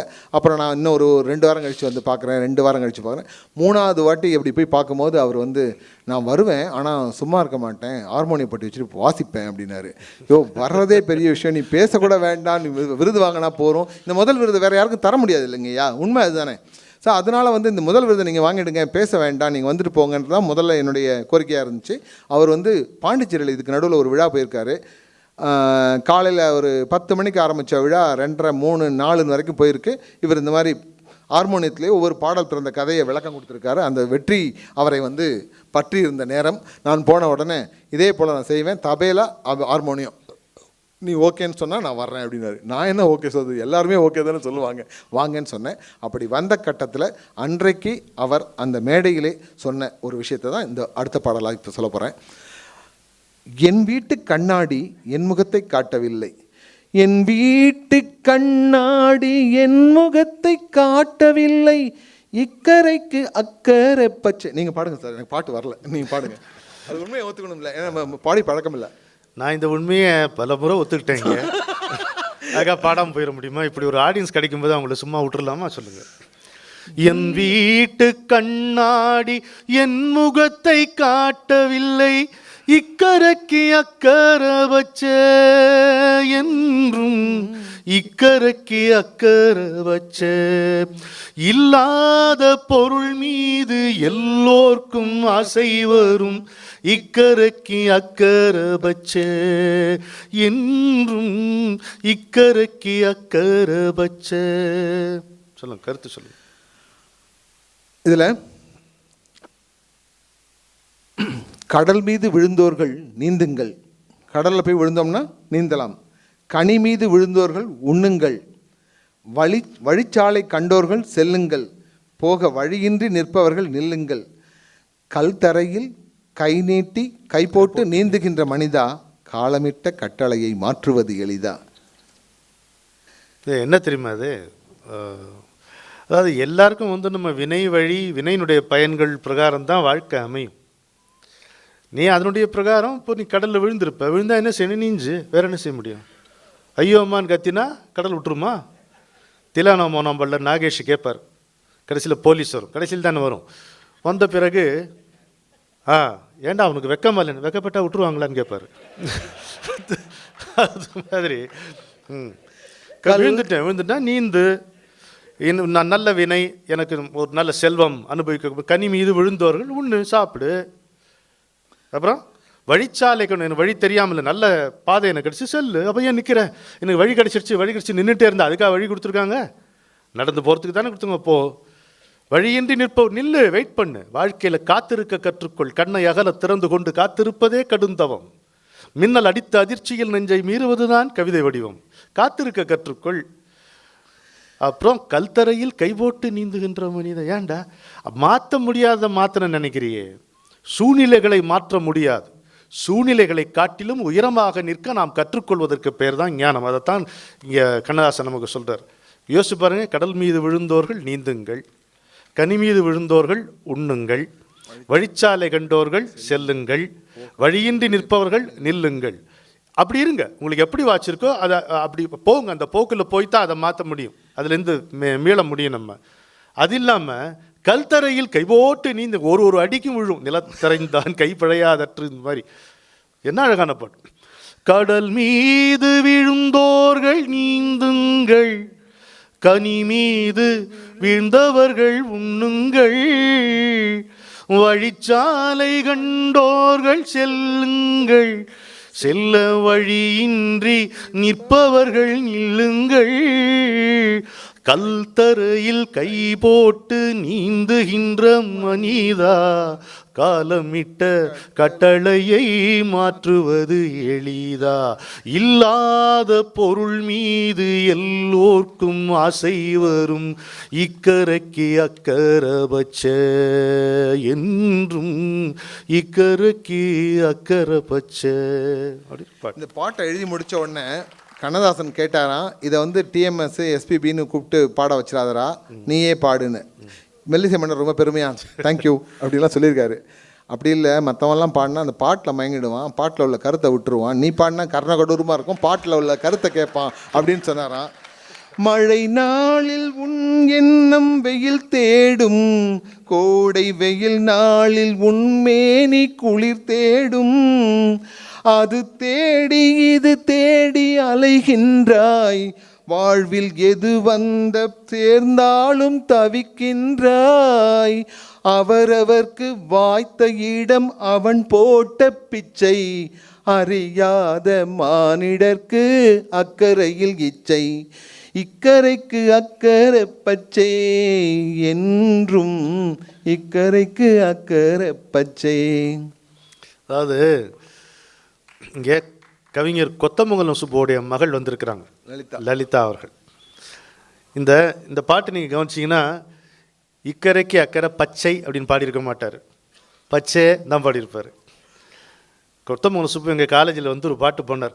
ஆத்தோரம் கொடிக்காலா அரும்பா ரும்பா வெத்தலையா போட்டாச்ச வக்குதில்ல பொம்மையில் ஒம்மயக்கம் அப்படின்னார். மறுநாள் பத்திரிகையில் பார்த்தா பெண்மையிலே உண்மயக்கம்னு போட்டிருந்தான். என்னடா இது பெண்மையிலே உண்மயக்கம்னு போட்டிருக்கு, நான் அப்படி பாடலேன்னு. இல்லைங்க, அது இந்த பொம்மையிலே உண்மைக்குன்னு அது அச்சு. டேய், இந்த பொம்மையிலே உண்மயக்கம்ல இருக்கிற சுகம் ஒருபோதும் பெண்மையிலே உண்மயக்கத்தில் வராதரான்னாராம் அந்த ஐயா மகள். அது மாதிரி இக்கரைக்கு அக்கறை பச்சை அப்படின்னும் போது அழகாக இருக்கு. இக்கரைக்கு அக்கறை பச்சை நல்லாவா இருக்கு. போங்க அடுத்த பாட்டு. அடுத்து பச்சை விளக்கு போகலாம் சார். போங்களேன். எப்படி பச்சை விளக்கு போகலாம். பா வரிசையில் பீம்சிங் இயக்கத்தில் தமிழ்நாட்டில் பார்த்த அந்த ஒரு சரித்திரம் இருக்கு இல்லையா, மறக்க முடியாது. பச்சை விளக்கு, பாசமலர், பாவ மன்னிப்பு, பாத காணிக்கை, பார்த்தால் பசி தீரும், அப்படியே சொல்லிகிட்டே போகலாம். பாலும் பழமும் 1961 வந்த படம். நான் பிறந்த வருஷம், அதனால் அது மறக்காத ஒரு வருஷம் கூட. எப்படி நடுவில் அங்கே சொல்லிக்கணும். அது வந்து ஒரு பெரிய விஷயங்கள். அதாவது எல்லாமே இந்த என்னை யார் என்று எண்ணி எண்ணி நீ பார்க்கிறாய். எம்ஜிஆருக்கும் கண்ணதாசனுக்கும் சண்டைன்றதோ அடிக்கடி போகிற விஷயம் நம்ம நிறைய பாட்டில் சொல்லியிருக்கோம், மக்கள் சொல்லியிருக்காங்க, கேள்விப்பட்டிருக்கோம். சிவாஜிக்கும் கண்ணதாசனுக்கும் சண்டை வந்த விஷயம் யாருக்கும் தெரியாது நிறைய பேருக்கு. அது வந்து இந்த படத்தில் வந்துச்சு. இந்த படத்தில் வந்து கண்ணதாசன் பாட்டு எதுனா நான் நடிக்க மாட்டேன்னு சொல்ல, ஆனால் படம் எடுத்த வேலுமணி பிக்சர்ஸ் அவங்க வந்து கண்டிப்பாக கண்ணதாசன் இல்லாமல் படம் கிடையாது, நீங்கள் நடிங்க, உங்களுக்கு என்ன அவர் எழுதி கொடுக்க போகிறார், நீங்கள் பாட்டில் பாட போகிறீங்க, நீங்கள் கூட பாடல, பாடுறதுக்கு டிஎம்எஸ் இருக்கார், நீங்கள் நடிக்க போகிறீங்க அப்படின்லாம் சொல்லி அவரை கன்வின்ஸ் பண்ணி பாடல் பதிவு தான் அந்த காலத்தில் முதல்ல ஆரம்பம். அப்படி வந்த பாடலில் தான் வந்து உட்காந்துருக்காரு. இவர் இந்த லாஸ்ட்டில் உட்காந்தாரு, கண்ணதாசன் அந்த லாஸ்ட்டில் பாடல் பதிவு நடக்குது, சிவாஜி இந்த லாஸ்ட்டில் போய் உட்காந்துட்டார். பல்லவி எழுதி முடித்தோடனே இயக்குனர்கிட்ட காமிக்கணும். இவர் என்ன செஞ்சாராம், பல்லவி எழுதி முடிச்சோன்னே சிவாஜிகிட்ட காமிங்க அப்படின்னாராம். அந்த பல்லவியை எடுத்துக்கொண்டு போய் சிவாஜிகிட்ட ஒருத்தங்க காமிக்கிறாங்க, அங்கே உதவியாளர். காமிச்ச உடனே என்னை யார் என்று எண்ணி எண்ணி நீ பார்க்கிறாய், இது யார் பாடும் பாடல் என்று நீ கேட்கிறாய். ஓடி வந்து கண்ணதாசனை கட்டி பிடிச்சான். இப்படிப்பட்ட உணர்ச்சி மிக்க சம்பவங்கள் பாவரிசை பாடலில் நிறைய இருக்குது. இன்னும் ஒரு சம்பவம் சொல்லணும்னா, பாசமலருடைய படம் எடுத்த தயாரிப்பாளரில் துணை தயாரிப்பாளராக இருந்தவர் மோகன்னு, எங்களுக்கு வந்து அன்று முதல் இன்று வரை உதவி செய்கிறவங்கள அவங்களும் ஒருத்தங்க. மோகன் ஆர்ட்ஸ்னு இருந்தாங்க, இப்போ மோகன் கிராஃபிக்ஸ்னு இருக்காங்க. இந்த பேக்ட்ராப் பேனர்ஸ் எல்லாம் பண்ணுறவங்க.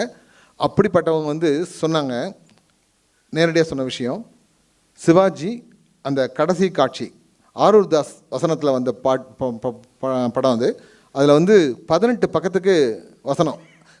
அந்த சிவாஜி கடைசியில் வந்து சாக போகிற சீனில் பேசிட்டு எடுக்கிற மாதிரி வருது.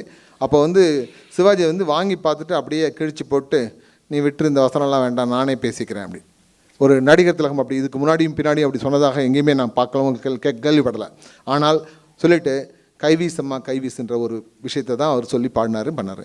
ஆனால் அந்த காட்சியை எடுப்பதற்கு முன் 3 நாட்கள் இரவு பகலாக தூங்காமல் விழித்திருந்து அந்த சவக்கலை தான் முகத்தில் வரணுங்கிறதுக்காக சிவாஜி எடுத்துக்கொண்ட பிரத்யேக முயற்சி அது. இது வந்து கமலம்மாக்கும் சிவாஜிக்கு மட்டும்தான் தெரியும், மற்ற பிள்ளைங்களுக்கு கூட தெரியாத அளவுக்கு அவங்க வீட்டுக்குள்ளே அப்பா ஷூட்டிங் போயிருக்காரு, அங்கே போயிருக்காரு, இங்கே போயிருக்காரு. இவர் அந்த வீட்டுக்குள்ளேயே நடந்து நடந்து நடந்து நடந்து தூங்காமல் இருந்து 3ஆம் நாள் காலையில் போய் அரை மணி நேரம் தூங்குவேன், என்னை அடித்து எழுப்பிட்டு இந்த படம் நடிக்க சொல்லுன்னு.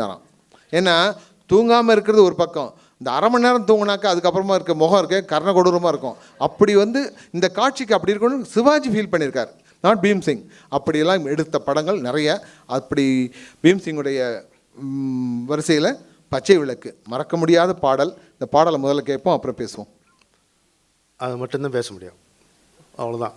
நேரம் ஒரு கடிகாரம் இருக்குது பாருங்கள், நம்ம அது கடிகாரத்தின் படி நடக்கலைன்னா ராமசாமி ஐயா கேலண்டர் வச்சுருவார். அப்புறம் குத்து விளக்கெரிய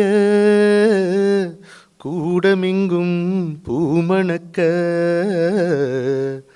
மெத்தை விரித்திருக்க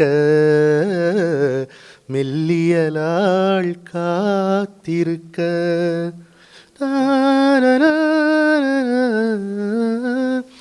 வாராதிருப்பானோ வண்ணமலர் கண்ணனவன் சேராதிருப்பானோ சித்திர பூம்பாவை தன்னை கண்ணழகு பார்த்திருந்து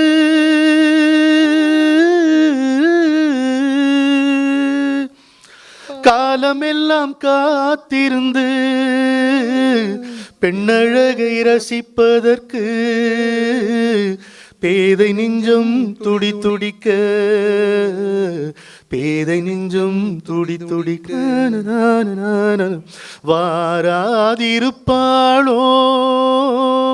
வண்ணமலர் கன்னியவள் சேராதிருப்பாளோ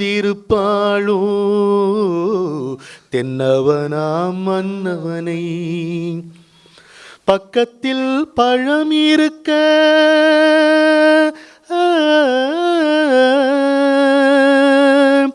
பாலோடு தேன் இருக்க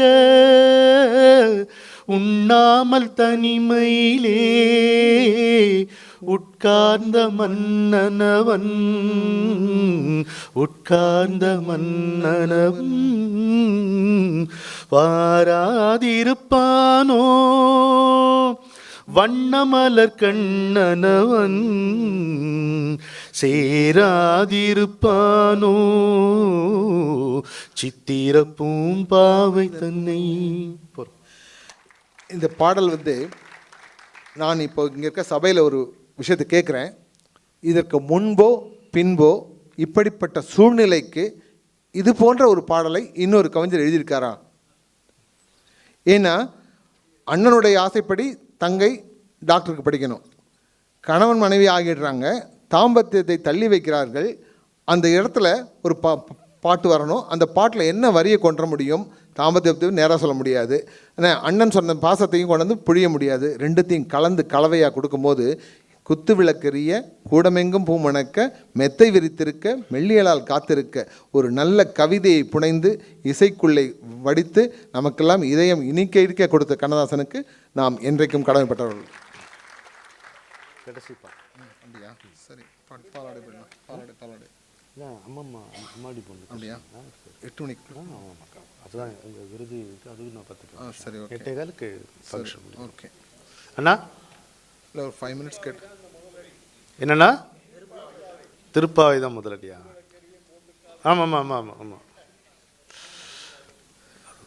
சரி,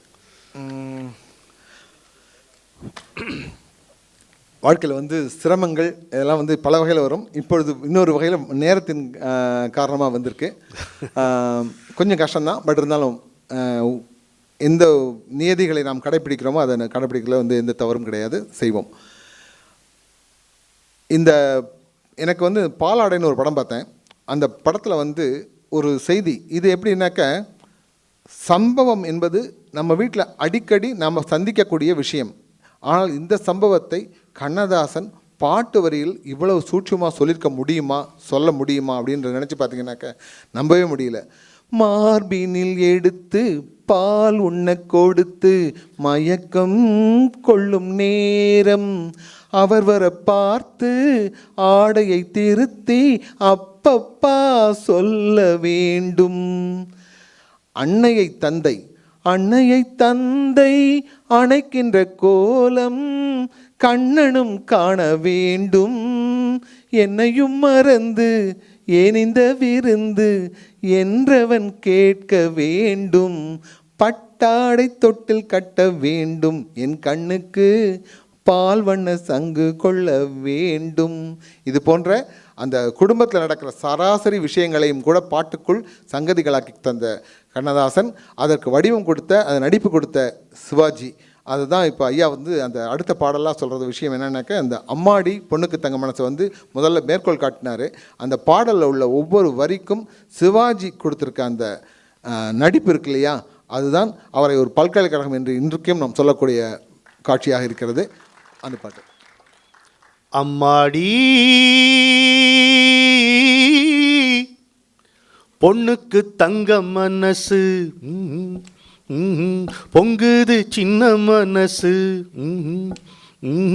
கண்ணுக்கு 100 வயசு, அவ சொல்லுக்கு 4 வயசு, சொல்லுக்கு 4 வயசு. எண்ணெயில் எரியும் விளக்கு, அவள் என்னையே அழைத்த சிரிப்பு. என்னமோ நடக்குது நடப்பு, இதில் ஏதோ சுகமும் இருக்கு.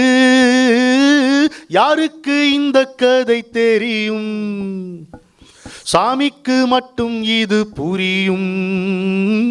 பாலுக்குள் மோரும் கூட இருக்கும், நாளுக்கும் காலம் வந்தால் நடக்கும். அம்மாடி, பொண்ணுக்கு தங்க மனசு, பொங்குது இன்ப மனசு. கண்ணுக்கு 100 வயசு, அவ சொல்லுக்கு 4 வயசு, சொல்லுக்கு 4 வயசு. ஓஹோ, அடித்தால் அழுவேன் ஒரு நாள், யாரும் அணைத்தால் சிரிப்பேன் மறுநாள். எடுப்பார் கைகளில் பிள்ளை, ஒரு பகையோ உறவோ இல்லை. தோப்புக்கு தென்னை மரம் சொந்தம், காட்டுக்கு எந்த மரம் சொந்தம். பூமிக்கு காட்டு வெள்ளம் சொந்தம், பொண்ணுக்கு இந்த உள்ளம் சொந்தம். அம்மாடி அம்மாடி.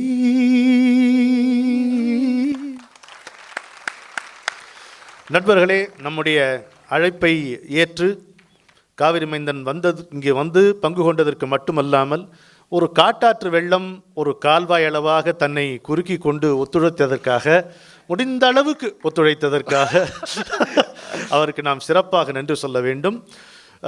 பராசக்தியை நாம் வேண்டிக் கொள்ளுகிறோம். கண்ணதாசனை தன்னுடைய கடவுளாகவே மதிக்கக்கூடிய அந்த அன்பு தொண்டர், அவர் இன்னும் பற்பல விழாக்கள் எடுத்து பலருக்கும் விருது வழங்கி தன்னுடைய ஆத்மார்த்தமான அந்த கவிஞரை கொண்டாட வேண்டும். அதற்காக அவருடைய நண்பர்கள் என்றைக்கும் உறுதுணையாக இருக்க வேண்டும். தொழில் பண்ண பெருநிதியம் வேண்டும், அதில் பல்லோர் துணை புரிதல் வேண்டும் பாரதி. அந்த நிதியமும் பராசக்தியை அவருக்கு அருள வேண்டும் என்று சொல்லி, யார் கண்டார்கள்? ஒருவேளை நாமே துபாய்க்கு போய் கண்ணதாசன் நிகழ்ச்சி அங்கே செய்வோமோ என்னமோ, எது வேண்டுமானாலும் நடக்கலாம். காவிரி மைந்தன் பாடலையா, நாம் பாடலையா, எது வேண்டுமானாலும் இந்த உலகத்தில் நடக்கலாம். அதனால் மீண்டும் ஒரு முறை நம்முடைய வளமான கரவொலியால் அவருக்கு வாழ்த்து சொல்லுகிறோம். ஒரு 2 நிமிடங்கள் அவருக்கு நாம் ஒரு விருதை வழங்கி சிறப்பிக்க இருக்கிறோம். முதலில் அந்த விருது பட்டயத்தை நாம் வாசித்த பிறகு நம்முடைய அன்பிற்குரிய ஐயா திரு ராமசாமி அவர்களை மேடைக்கு இது முடிந்த பிறகு அழைக்கிறோம்.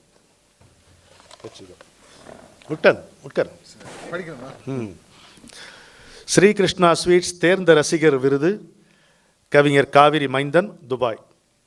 ஒரு கவிஞனை காட்டிலும் அவனை நேசிப்பவர்கள் சுவாரஸ்யமானவர்கள். அந்த நேசம் என்பது சுவாசமாகவே மாறிவிட்ட மனிதர்கள் நம் வியப்புக்கும் நேசத்துக்கும் உரியவர்கள். அந்த வரிசையில் நம்முடைய தொடர்ந்த பாராட்டுக்கு உரியவராக விளங்குபவர் கவிஞர் காவிரி மைந்தன் அவர்கள். 1991 முதல் சென்னையில் பம்மலில் இயங்கி வரும் கவியரசு கண்ணதாசன் தமிழ்ச்சங்கத்தின் நிறுவனர் மற்றும் பொதுச் செயலாளர். 92 இவர் நிறுவிய கவியரசு கண்ணதாசன் விருதுகள் இதுவரை 70 கலைஞர்களுக்கு மேல் வழங்கப்பட்டுள்ளன.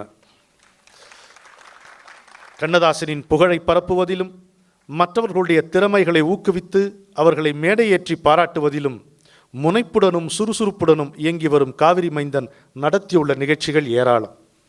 இது தவிர அவர் ஆர்வமுள்ள எழுத்தாளராகவும் சிறந்து விளங்குகிறார்.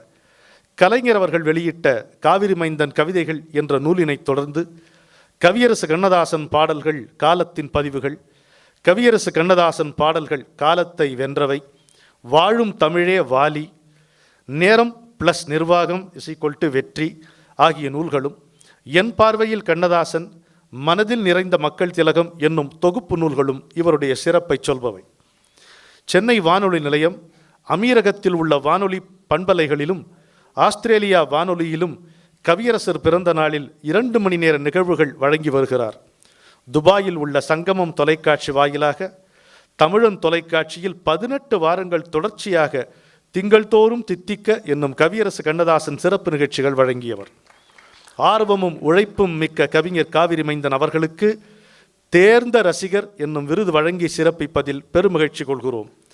ரசனையே ஆதாரமாக விளங்கும் அவருடைய இலக்கிய பணி மேன்மேலும் செழித்து விளங்க எல்லாம் வல்ல பராசக்தியை வேண்டுகிறோம். M. Murali, Srikrishna sweets, Bharatiya Vidya Bhavan, Mylapore, Chennai, September 4, 2018. அப்படியே அவருக்கு தோளோடு தோள் நிற்கும் நம்முடைய மணி அண்ணா அவர்களையும் மேடைக்கு அன்புடன் அழைக்கிறோம்.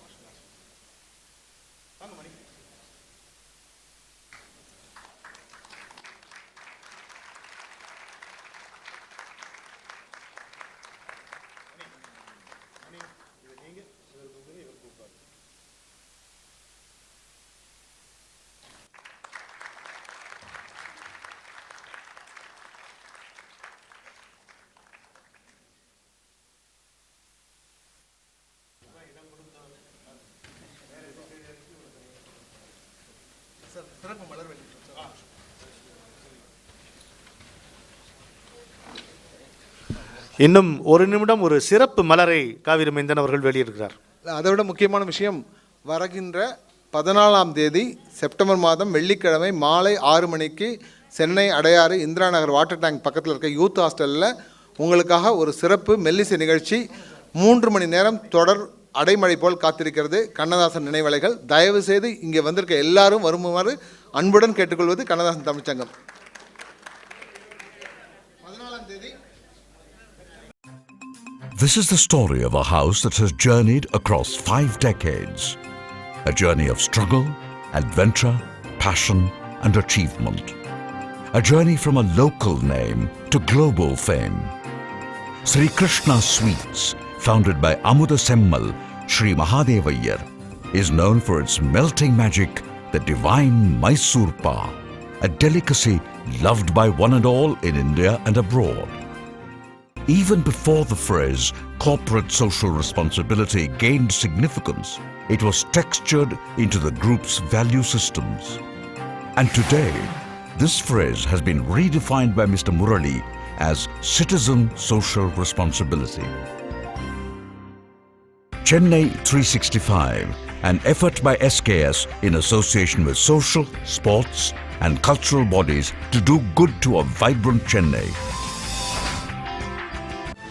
To Sri Krishna Sweets, it's no mere rule. It's not just an act. It's every citizen's social responsibility. After all, we make a living by what we get, but we make a life by what we give. And in the process, create a world where life's best bonds are built with love and care. And in time, they will become our strongest bond.